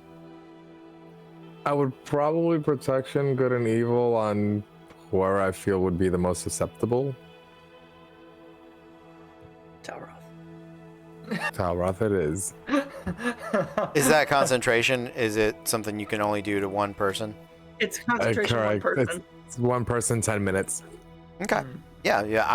That was just me checking. I was more out of Oh, curiosity. yeah, because I was like, oh, I can do this on one person? What the fuck? Okay, fine. It was like a higher level, more people, but I don't think it is. It's not, stupidly enough. Yeah, a lot of them interesting. are, but all right. That makes sense. Interesting. Okay. If you guys are ready, you descend down into the Wastrelith's lair, into this dangerous and wicked place. And are you guys just relying on your dark vision? Are you bringing any lights down with you? I am light at this You point. are light. Because Mantle of Flame gives me the. So we've got dark vision, I think all of us, but also, I glow right now. Okay. Sounds We're not good. quiet. It's gonna know we're here, so I might as well be a light.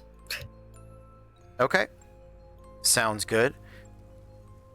As you guys come splashing down into the water, I would like all of you to flip for initiative, please. See y'all at the very end. Oh, all of us are not doing great. Holy shit. Can we get above a 10, please? 8. Good God. 8. Just Coming in the clutch. lowest I can draw. Come on. It's a Oh. Exactly a 10. It's still the bare minimum, Matthew. Really? 10. Yeah. Okay, good. At least Cody is also there. 7. Okay, So- great. So Clever Stitch, and then Tauroth, then Bad Guys. Okay. Clever Stitch, as you come splashing into the water, what is your passive perception? A 13. A 13. Okay. Oh, right. I have to have dice. That's what's happening here. Playing D&D with dice on it. Let's see. Speaking of die, I'm kidding. Okay. You come splashing into the water. You do not immediately see it. Cool. What would you like to do? I am going to go ahead and Do me a favor, everybody. That as you splash into the water, roll me a d20, and tell me if you get a 1 or a 2. I rolled a 1. You on rolled a my 1. D20. You rolled a 2. You rolled a 1. Okay. All of Like you. an actual 1. Yeah, all of you that rolled a 1 or a 2, as you come splashing down into the corrupt water, even as you have attempted to plug your noses to not drink the water, some of it does come and get splashed into you. I need you all to make Constitution saving throws, DC 18. Only if we rolled a 1 or 2, or everybody? Only if you rolled a 1 or a 2. 23. Well, damn, I rolled such a good one there. Okay. Oh, Tara. Natural 20. Nice. 7. Oh, Talroth. Hurting, buddy. All right, so you are going to take some poison damage, and you are poisoned. But your protection from good and evil does prevent you from gaining any corruption. Oh, good.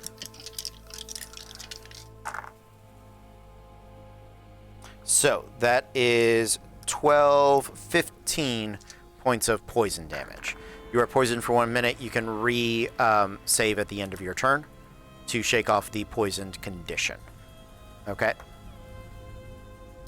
Clever Stitch, you were mid-action, or early action, as it were. So I'm just gonna call out, what's this thing called? Wastrelith. Wastrelith? Alright.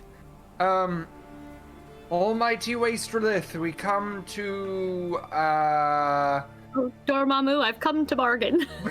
The energy you were giving off, buddy. pretty much, we come to give gift, show yourself so that we may prostrate ourselves before you. You're doing great, sweetie. Make a persuasion check, or Carlos, just making your make a face deception for check. the camera helps. Oh, deception is better. Thank you, Cody. You're welcome. You did not know. A modified 20. Oh, okay. All right. Sounds good. Tauroth. You jumped in the water. It all went up your nose.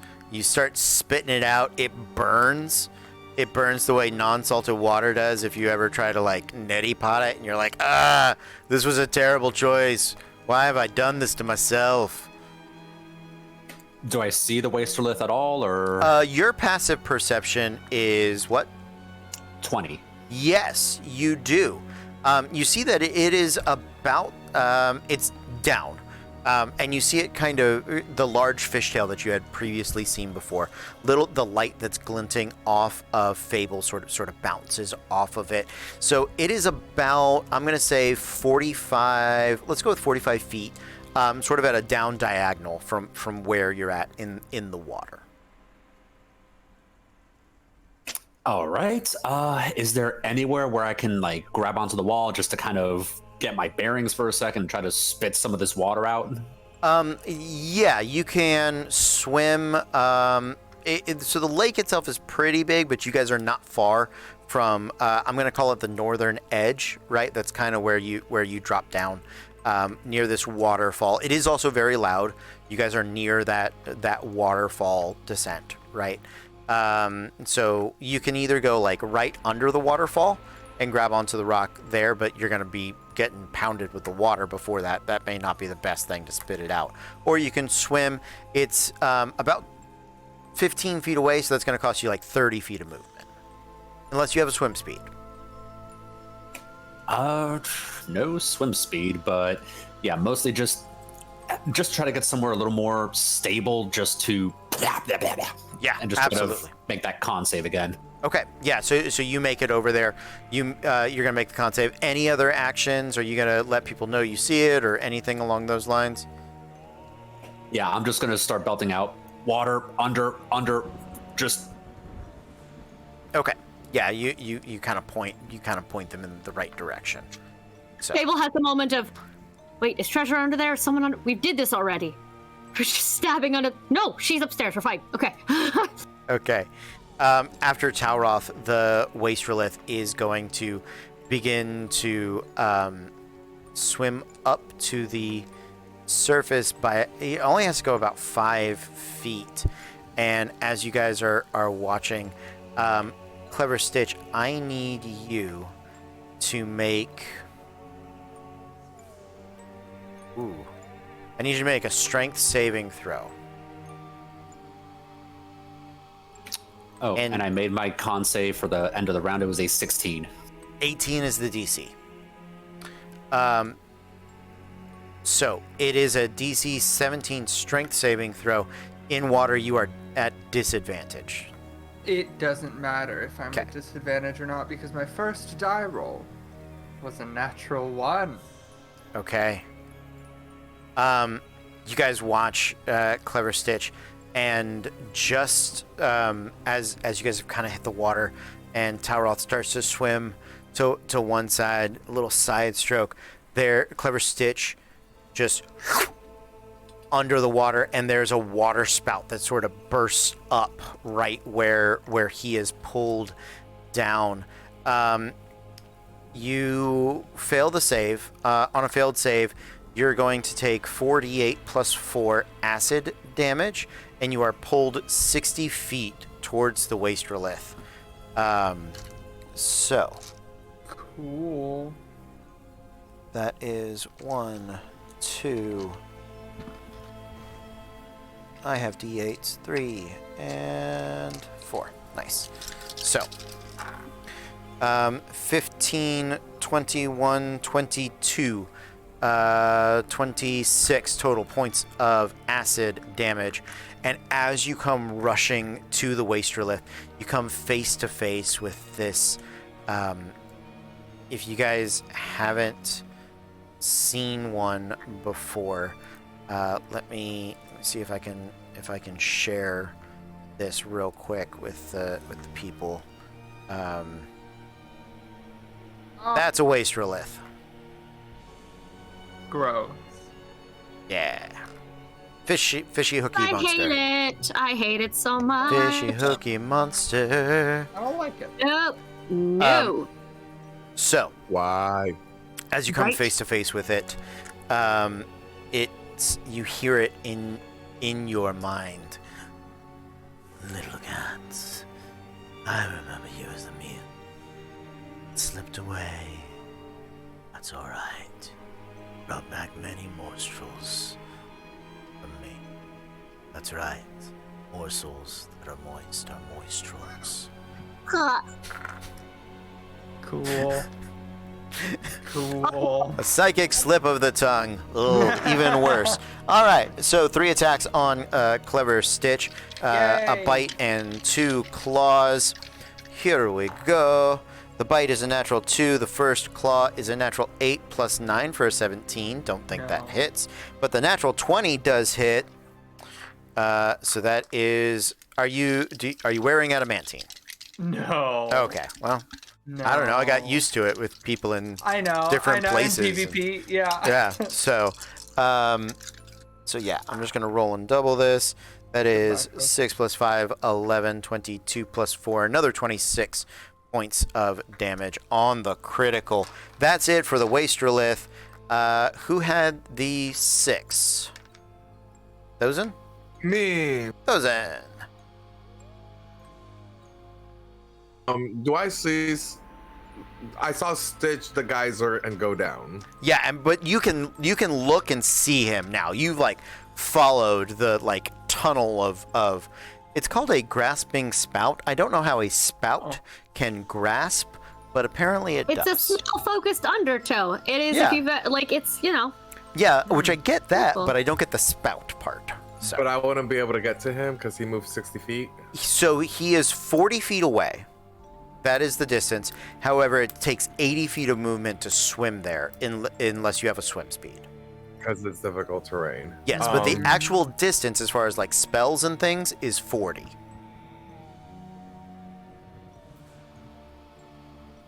I'm seeing this and I'm seeing it attack him. So I'm gonna move 20 feet. Okay. So that's going to cost I- you 40 feet of movement. What's your speed? Oh no, 30 feet of movement. So you can is- move 15. You swim 15 towards him. Okay. I moved 15 towards him. If he's within 60 feet, I'm gonna cast Toll the Dead. Yeah. So he's within 25 feet from you. Wisdom saving throw. 14. Wisdom saving throw on the waist relief. That's a drop to die. That's a 3 + 1 for a 4. And it hasn't been damaged, right? It has not. You're going to be the first one to get a crack at it. Not for much. It's for 4, but something. For 4? Something. You know what? You got the party started. That's what we're And looking for. I'm gonna. Oh wait, I used my full movement. You to get did. there. Okay. Got it. And then I'm going to bonus action.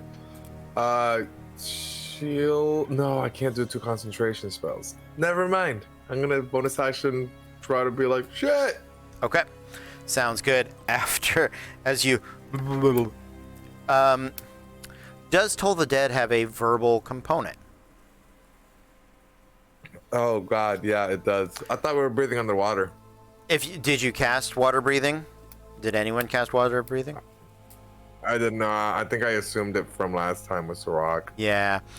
So you can cast one spell with a. What's your con modifier? +3. So that's the number of spells you can cast with verbal components before you have to swim back to before you have to get a breath. That is Okay. that is my ruling. That makes sense to me. It sort of pieces together. I like it. Yep. Yeah. Okay. After, is it Fable? On the it's Saride. I'm last. Got it. Saride.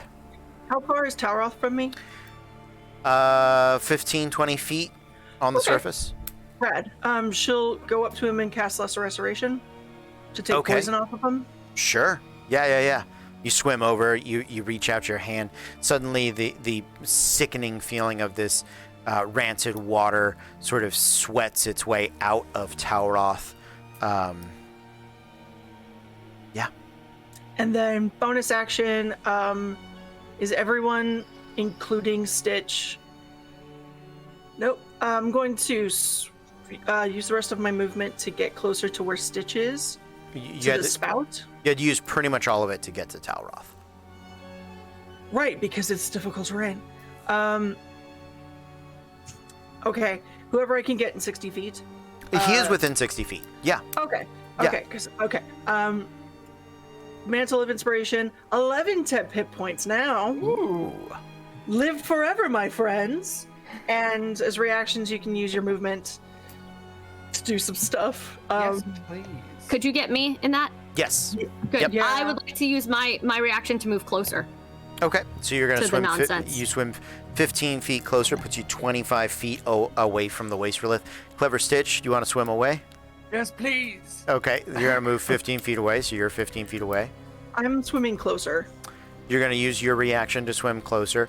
So that's going to put you back at about 40. I'll say 40 35. away from the 35 from the waste relief. Yeah. That's okay.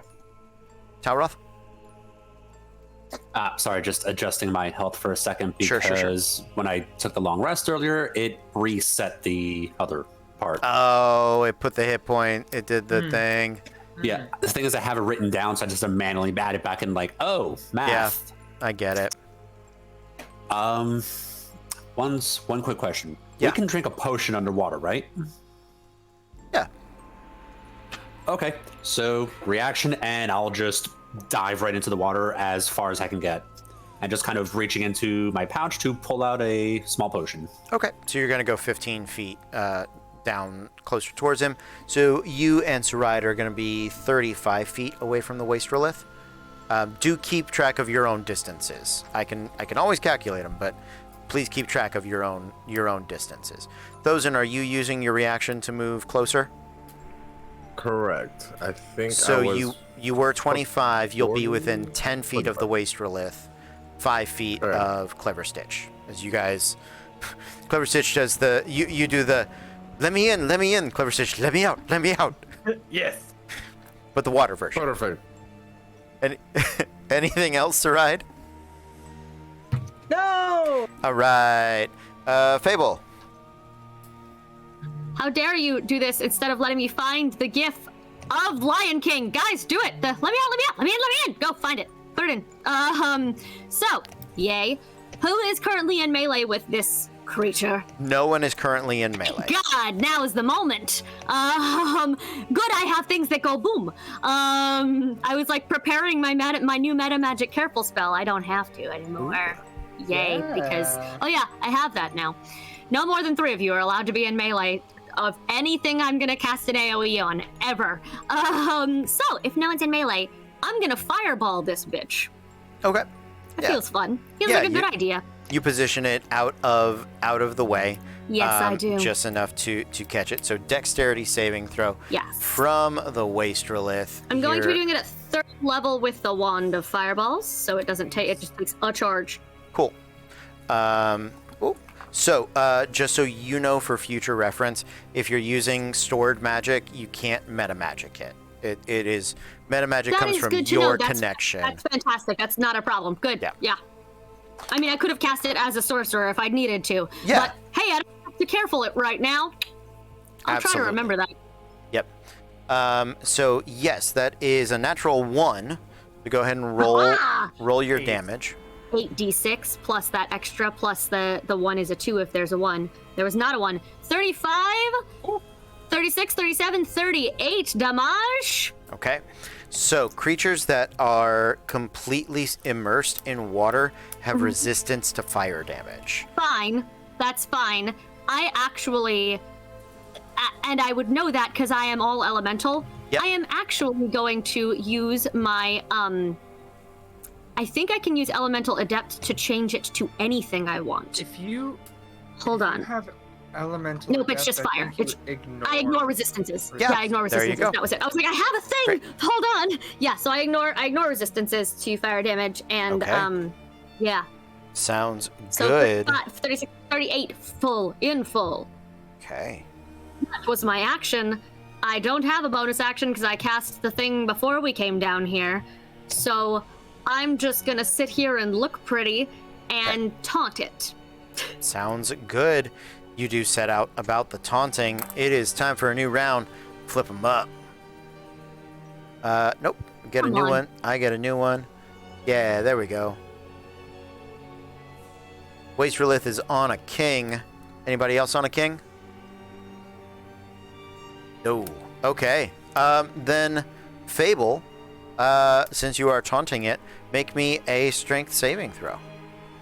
Yes, I will probably fail that. Thanks so much. Where is it? Oh my god, I'm going to use luck and re-roll.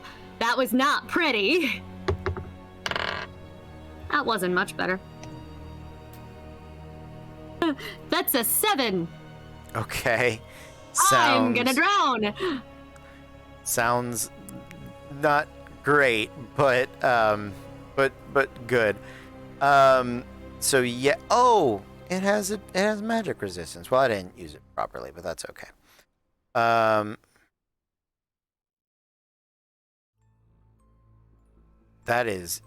That's evil. That's an evil design. I'll tell you guys about it in just a second. Yeah, it fails anyway. That's fine.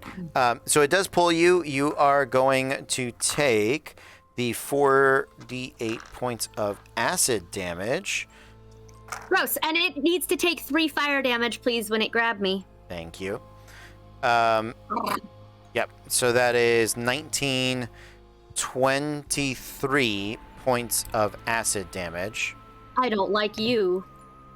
And then it's going to start. So that one, it doesn't take the fire damage on, but when it hits with the bite and claws, Yep. it will. So it's Every going time. It's going to attack with those. So here we go. 1 bite, 2 claws. All right, so the bite is going to miss, well, maybe with a 14. That misses. Okay, and then a 27 and a 26 to hit. They both hit. Give it the 3 twice. Yep, got it. So there is that, and that is 2 claw attacks. So first, we're just going to roll it once, and I'll just take that. 9, 10, 12, 16, 32 total points of slashing damage.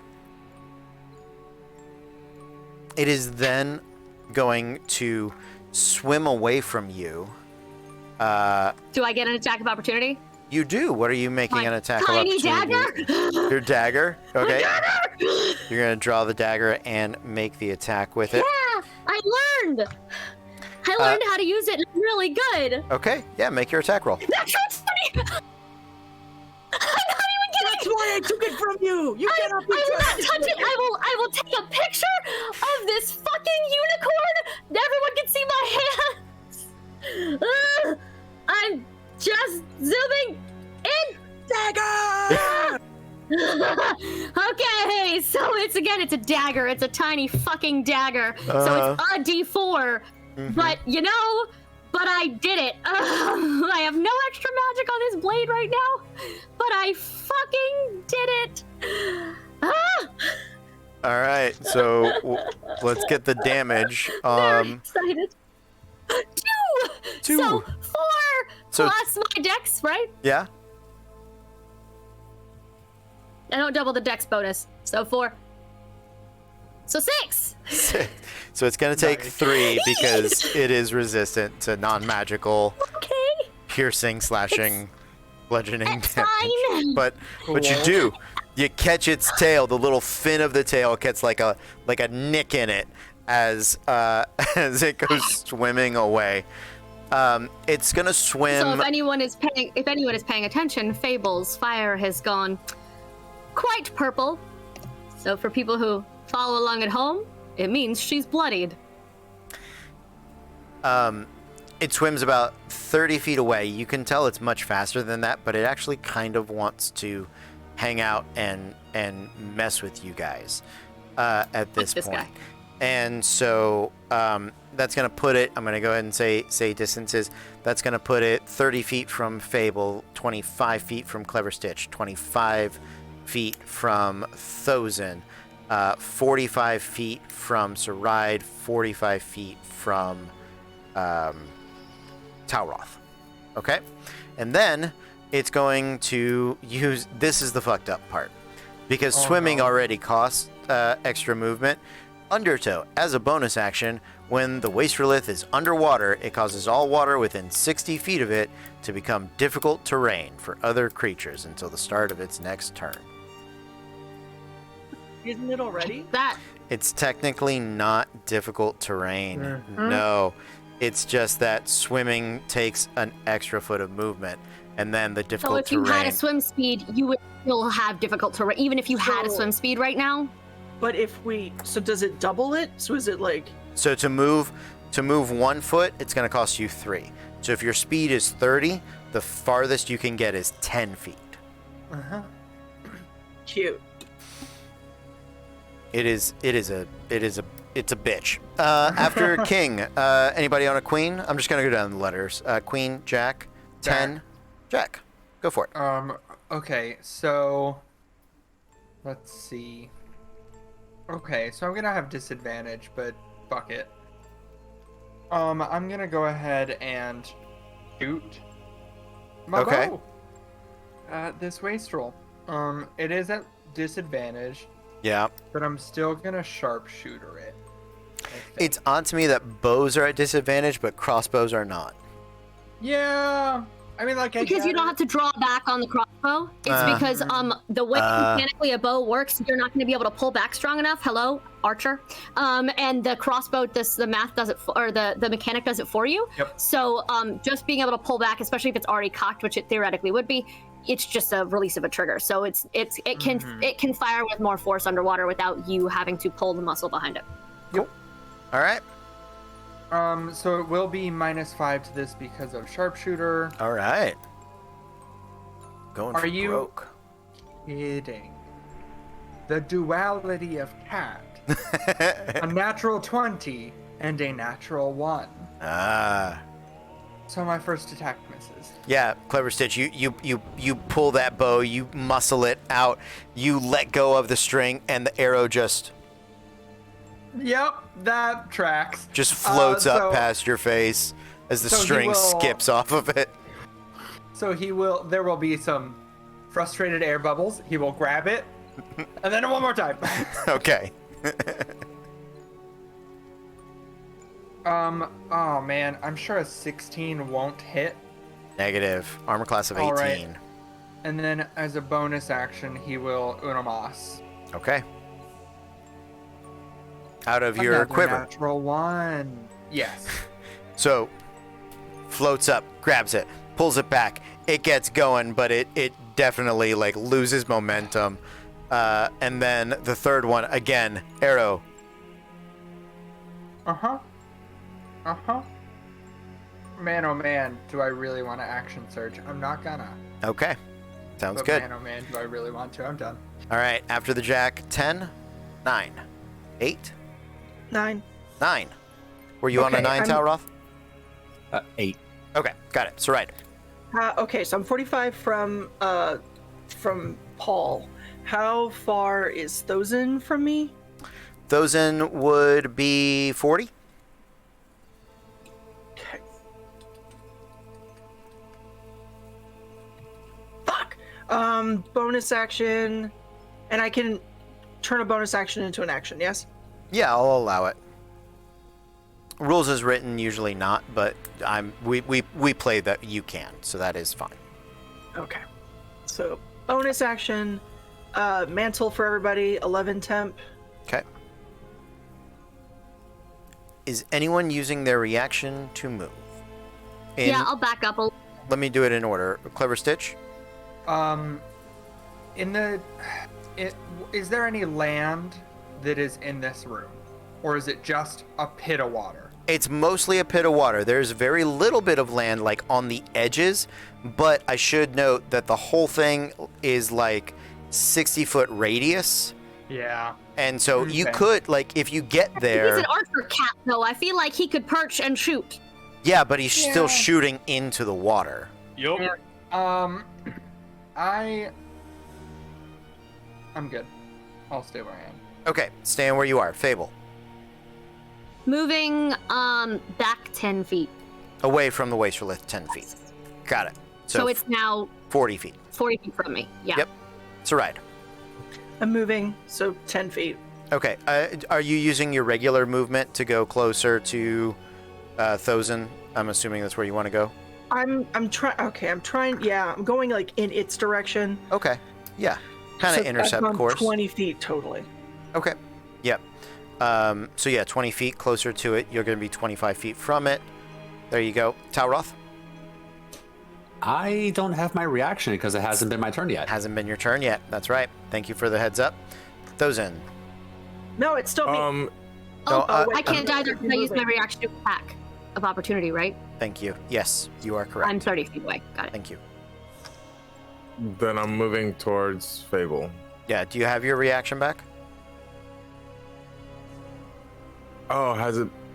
Probably yeah. not. Yeah, I think I was like one of the last ones that went, wasn't I? Yeah. No. Did Sarai go after Ride me? went after you. Yeah. Then never mind. No. That's Thank- okay. It's all good. But you all get the 10 hit points. That's good times. Saride, the rest of your turn?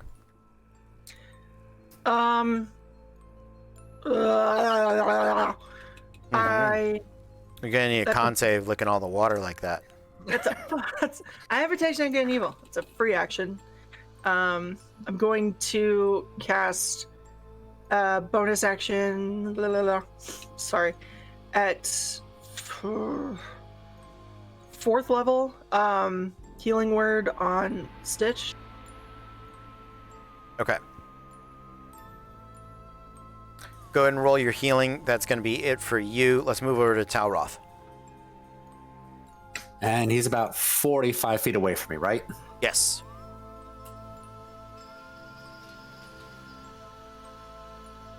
So to move 15 feet closer, I'd have to use action or bonus action. Yeah, so you're just your base speed of 30. Double checking that that's the correct speed. 35. 35. Well, so the base. So you're gonna spend 30 feet of movement to move 10. The extra 5 doesn't really get you anywhere. A foot, but we're counting 5s. So if you dash, you'll get another 35. So you'll be able to move 10 more feet. You will have gone 20 feet, and I'll give you the other 5. Yeah, because I just need to get within 30 feet of them for something, and then just double back the rest of it if I can. Okay. Yeah. So yeah, you do need a dash to get within 30, and then you can move 5 feet out, so you'll be 35 total at the end of this. All right, so once I get within 30 feet, I'm gonna try to yank them back 10 feet with the little wind tunnel cantrip. Okay, sounds good. Is it a attack or a save? Spell attack. All right, let's do it.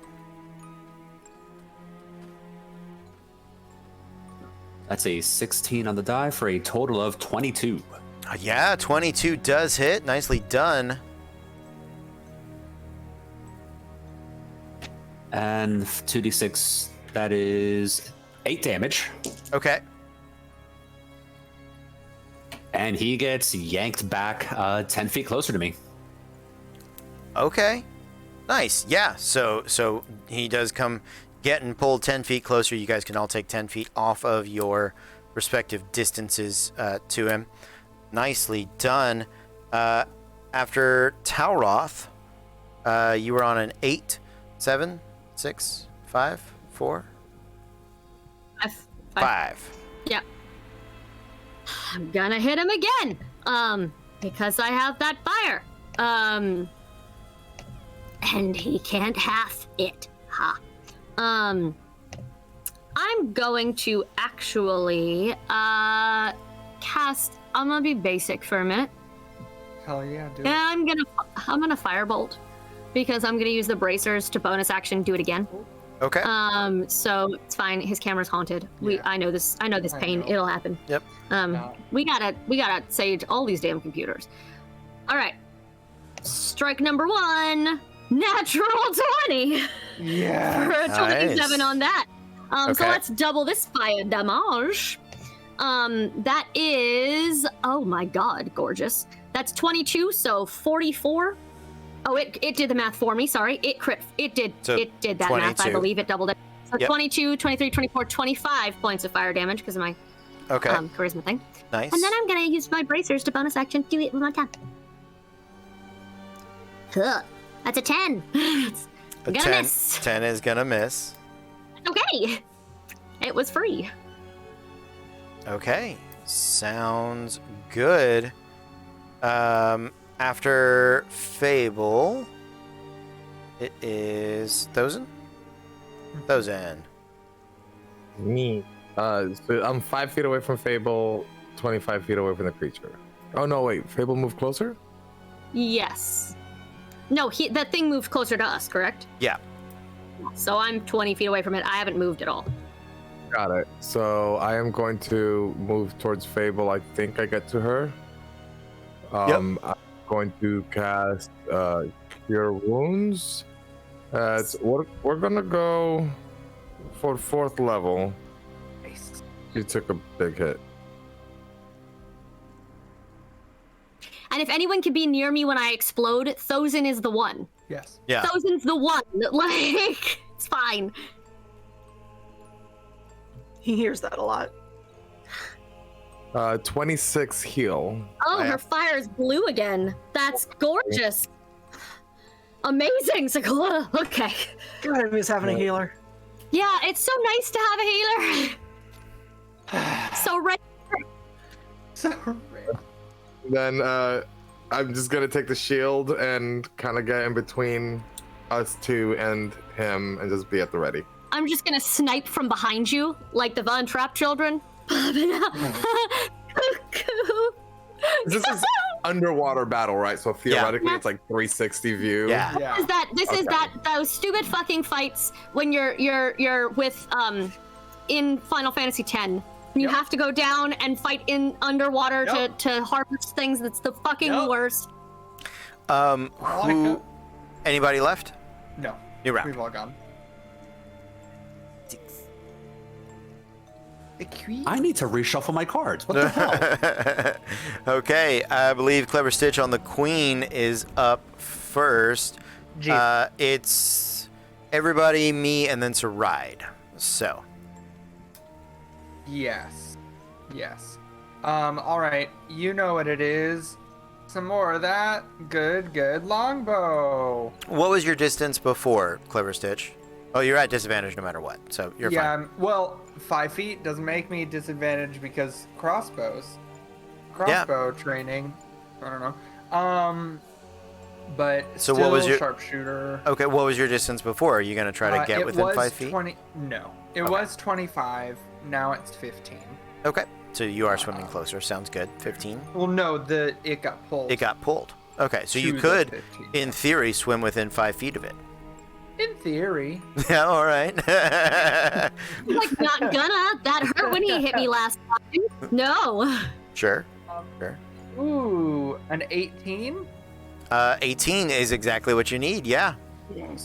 And then I'm gonna go ahead and make that an arcane shot. That's gonna be a shadow arrow. I need it to make a wisdom saving throw, please. Shadow arrow wisdom saving throw. That is a 13 plus 1, 14. Oh, fuck, meets it, beats it. Ah. Okay, but it's still gonna take a fuck ton of damage. Nice, all right. So that plus 2d6. Okay, so that's gonna be 31 damage on the first hit. Ooh, damn. Yeah. 8 of it was psychic, if that matters. Negative. All right, cool. And then Unamas. All right. Unamas. Unamas. Ooh, that's not gonna hit with a 16. 16 Unamas does again? not. Was that my second attack? That was your second attack. Yes. Okay, cool. I will bonus action Quiver of Quickness gain. Oh, that one will hit. That's gonna be a 24 to hit. Nicely done. And second verse, same as the first. If I could get you to make another wisdom saving throw, please. Wisdom. That's a cock die. Let's get you a real number here. Oh, natural 19 plus 1. Well, all right, then that'll save. But he still does take damage. Yep. That is going to be 33 damage Oh, on that attack. And these then are I magical. will- Yes, they are magical. Great. Okay. And then I So- will action surge. All right. Because I don't like being underwater. Well, you're a cat. Yep. That's gonna miss, and then ooh, that's gonna miss too. All right, I'm done. Okay. Sounds good. After Clever Stitch, who's next? Those in. Okay, we'll no. Ouch. Sorry. Why am I so fire-based? Don't say that like it's a bad thing, you son of a bitch. Well, I'm gonna need to breathe soon because you said after 3 spells, or after your constitution number of spells, you need air, right? Yeah, if they have verbal components, yeah, because Okay. you have to speak to do that. All of mine are essentially. Yeah. Okay, then I'm gonna try Toll the Dead again. Okay. Wisdom 14, saving throw. Natural 14 plus 1. Meets it, beats it, because it's a cantrip. Nothing happens. I'm gonna be like, I need air. It's a fable, and I'm gonna use my 10 feet to start going towards the surface. Okay.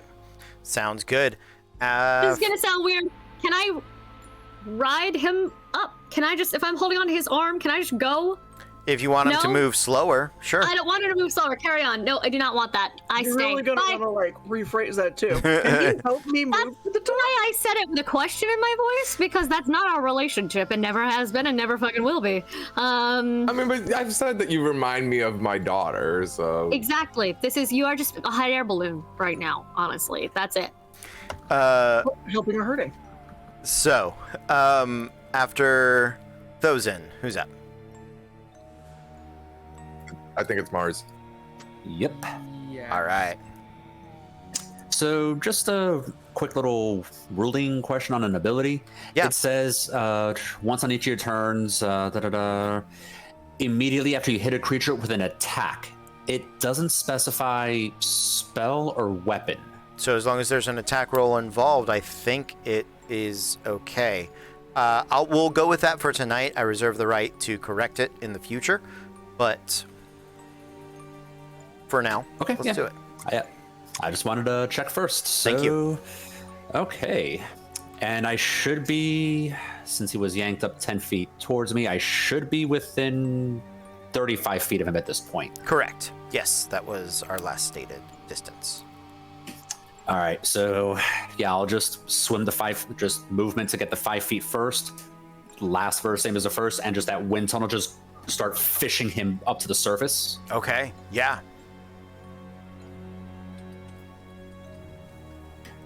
That's an 18 on the die, so that's a 24. A 24. Yeah, that does hit. And I need him to make a strength save. Strength save. Natural 18 plus a lot. He has a very high strength save. Yeah, just never mind. 27. But he still takes 7 bludgeoning damage from whatever little undercurrent is just yanking him back up. Yeah, it does sort of whip through him. And that was my second verbal spell. So as I'm kind of going back up to the surface, you like that, fucker? Absolutely. He wasted the rest of his air just cussing the monster out in true Talroth fashion. In absolute Talroth fashion. And then rest of movement and dash if I have to get to the surface. Okay. Sounds good. Yeah. I was on a 6. Fable, were you higher than a 6? An 8. Yes, you are. Go for it. I can count.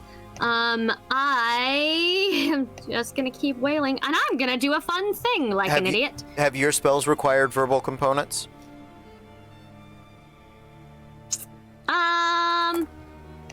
Fireball yes, and Firebolt. I have a 4 in Constitution, So you so got I'm one more fine. spell to go. I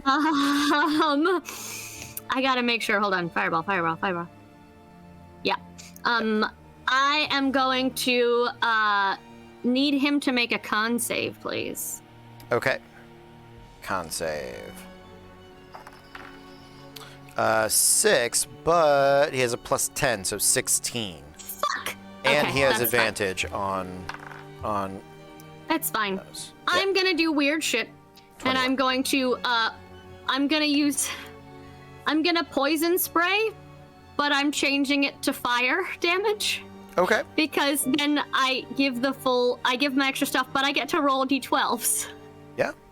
Also because I learned the poison because it's a new spell for her, so the elements get fucked up. She's like, fuck, that's not what I meant to do.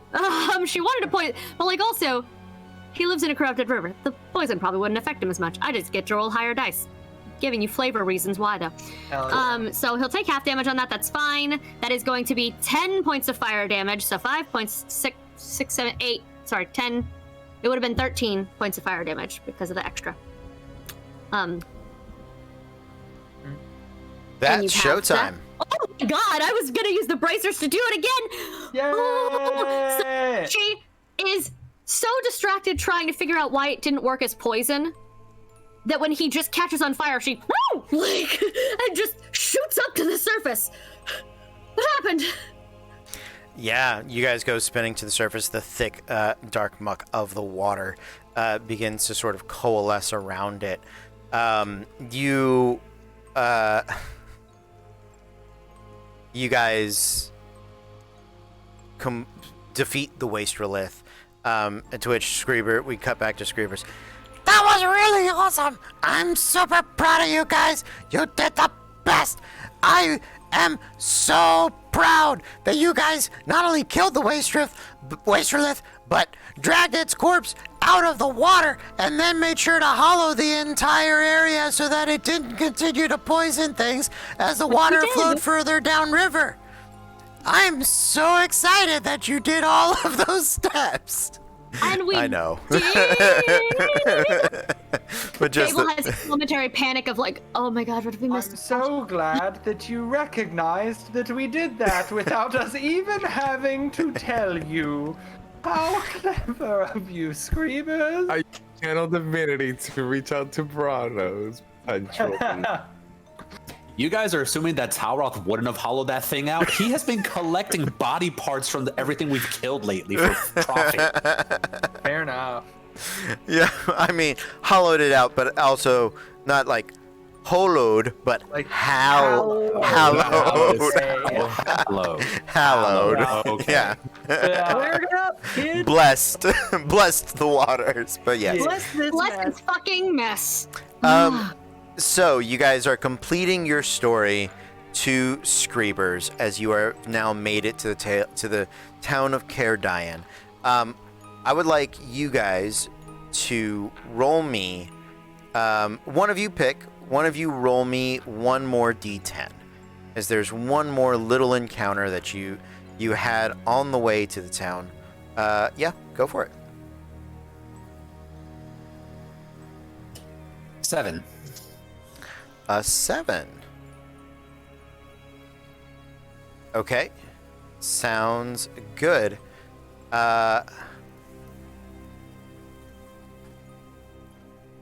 Yeah. On your way back, you do run into. You're actually stopped by a female halfling ranger. That she comes riding down in true like Grey Warden fashion. So on a griffin, right? And after a brief conversation with her, you find out that she is so she is a ranger, but she is also a paladin of the ancients, right? She had set out on this quest to kill the Wastrelith, and found it dead, and so had sort of tracked you guys back down. Her griffin's name is Fira, and her griffin's name is Simus.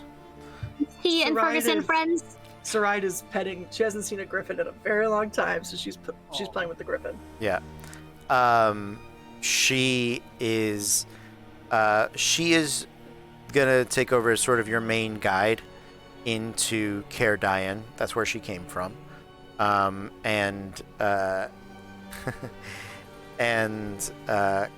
Copper Basin is he only goes as far as the valley, and the rest it's not for him.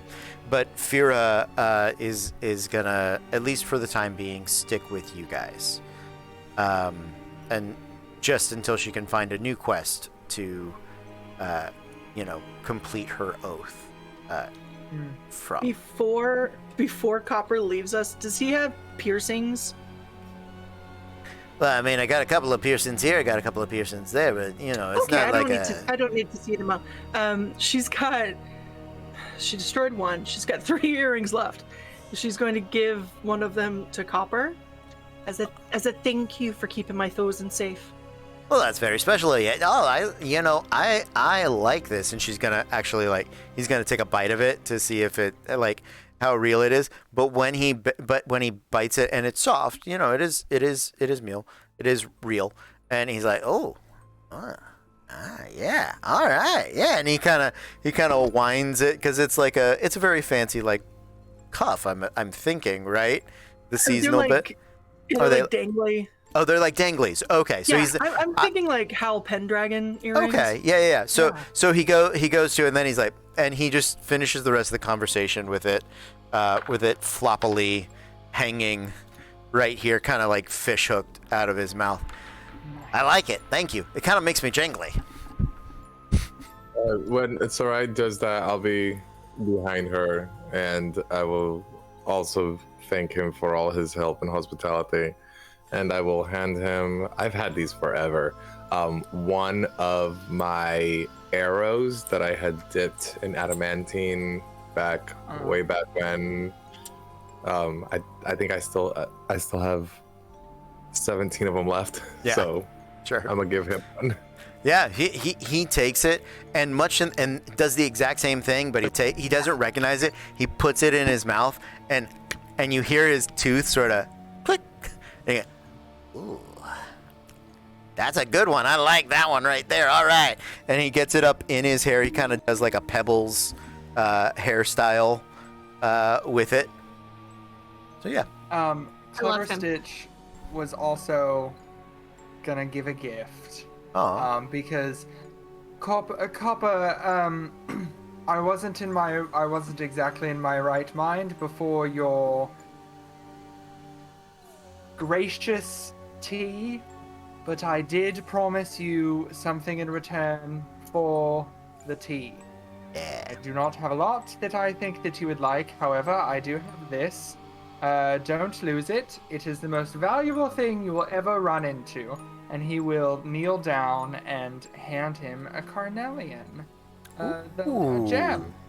Yeah, Very cool. Because Clever Stitch has had that for months. And Yeah. I keep forgetting because it's on my character sheet, not on the loot sheet. So He is gives super. that to He him. is super excited to have it. You know, he's already. Yeah, he doesn't. That's not metal. He knows better than that. But he's not a rock eater. But he's gonna. I know. But he is gonna do that. And so you guys make your way out to Caer, Dyen, and Screebers is very excited that you're here. I'm so sorry that you had to drag me the whole way. And he's talking, and he asks right at the end, Oh, well, I'm glad everything's back to normal. I'm guessing nothing else exciting happened while I was out. and we're Well, gonna not too much, except now I gotta go yell at the horse for taking my berries again. and as you say that, Tauroth, you have your own little flashback to your first night here in Caer Dyen.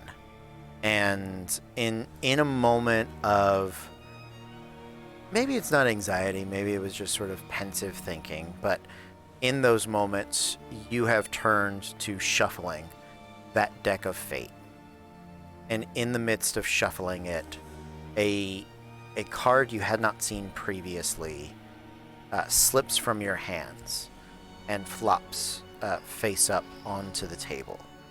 And as you look down at it, it is one of those dual-sided cards, and it is of two elven brothers.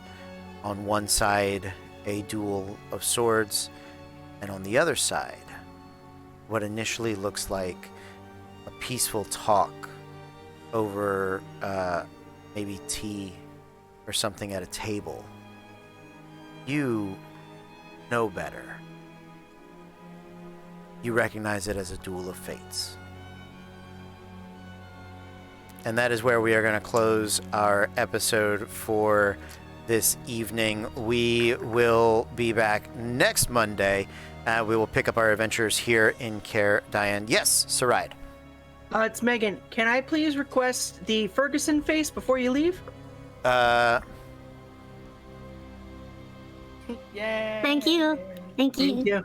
I don't know how to make my eyes narrow and my mouth beak-like. Nope, There I you think you're go. getting it. That's it. That's That's the it. one. So, Hell yeah. thank you guys so much for hanging out with us. We will see you all next time. But until then, be cool. Oh, ending credits. There we go.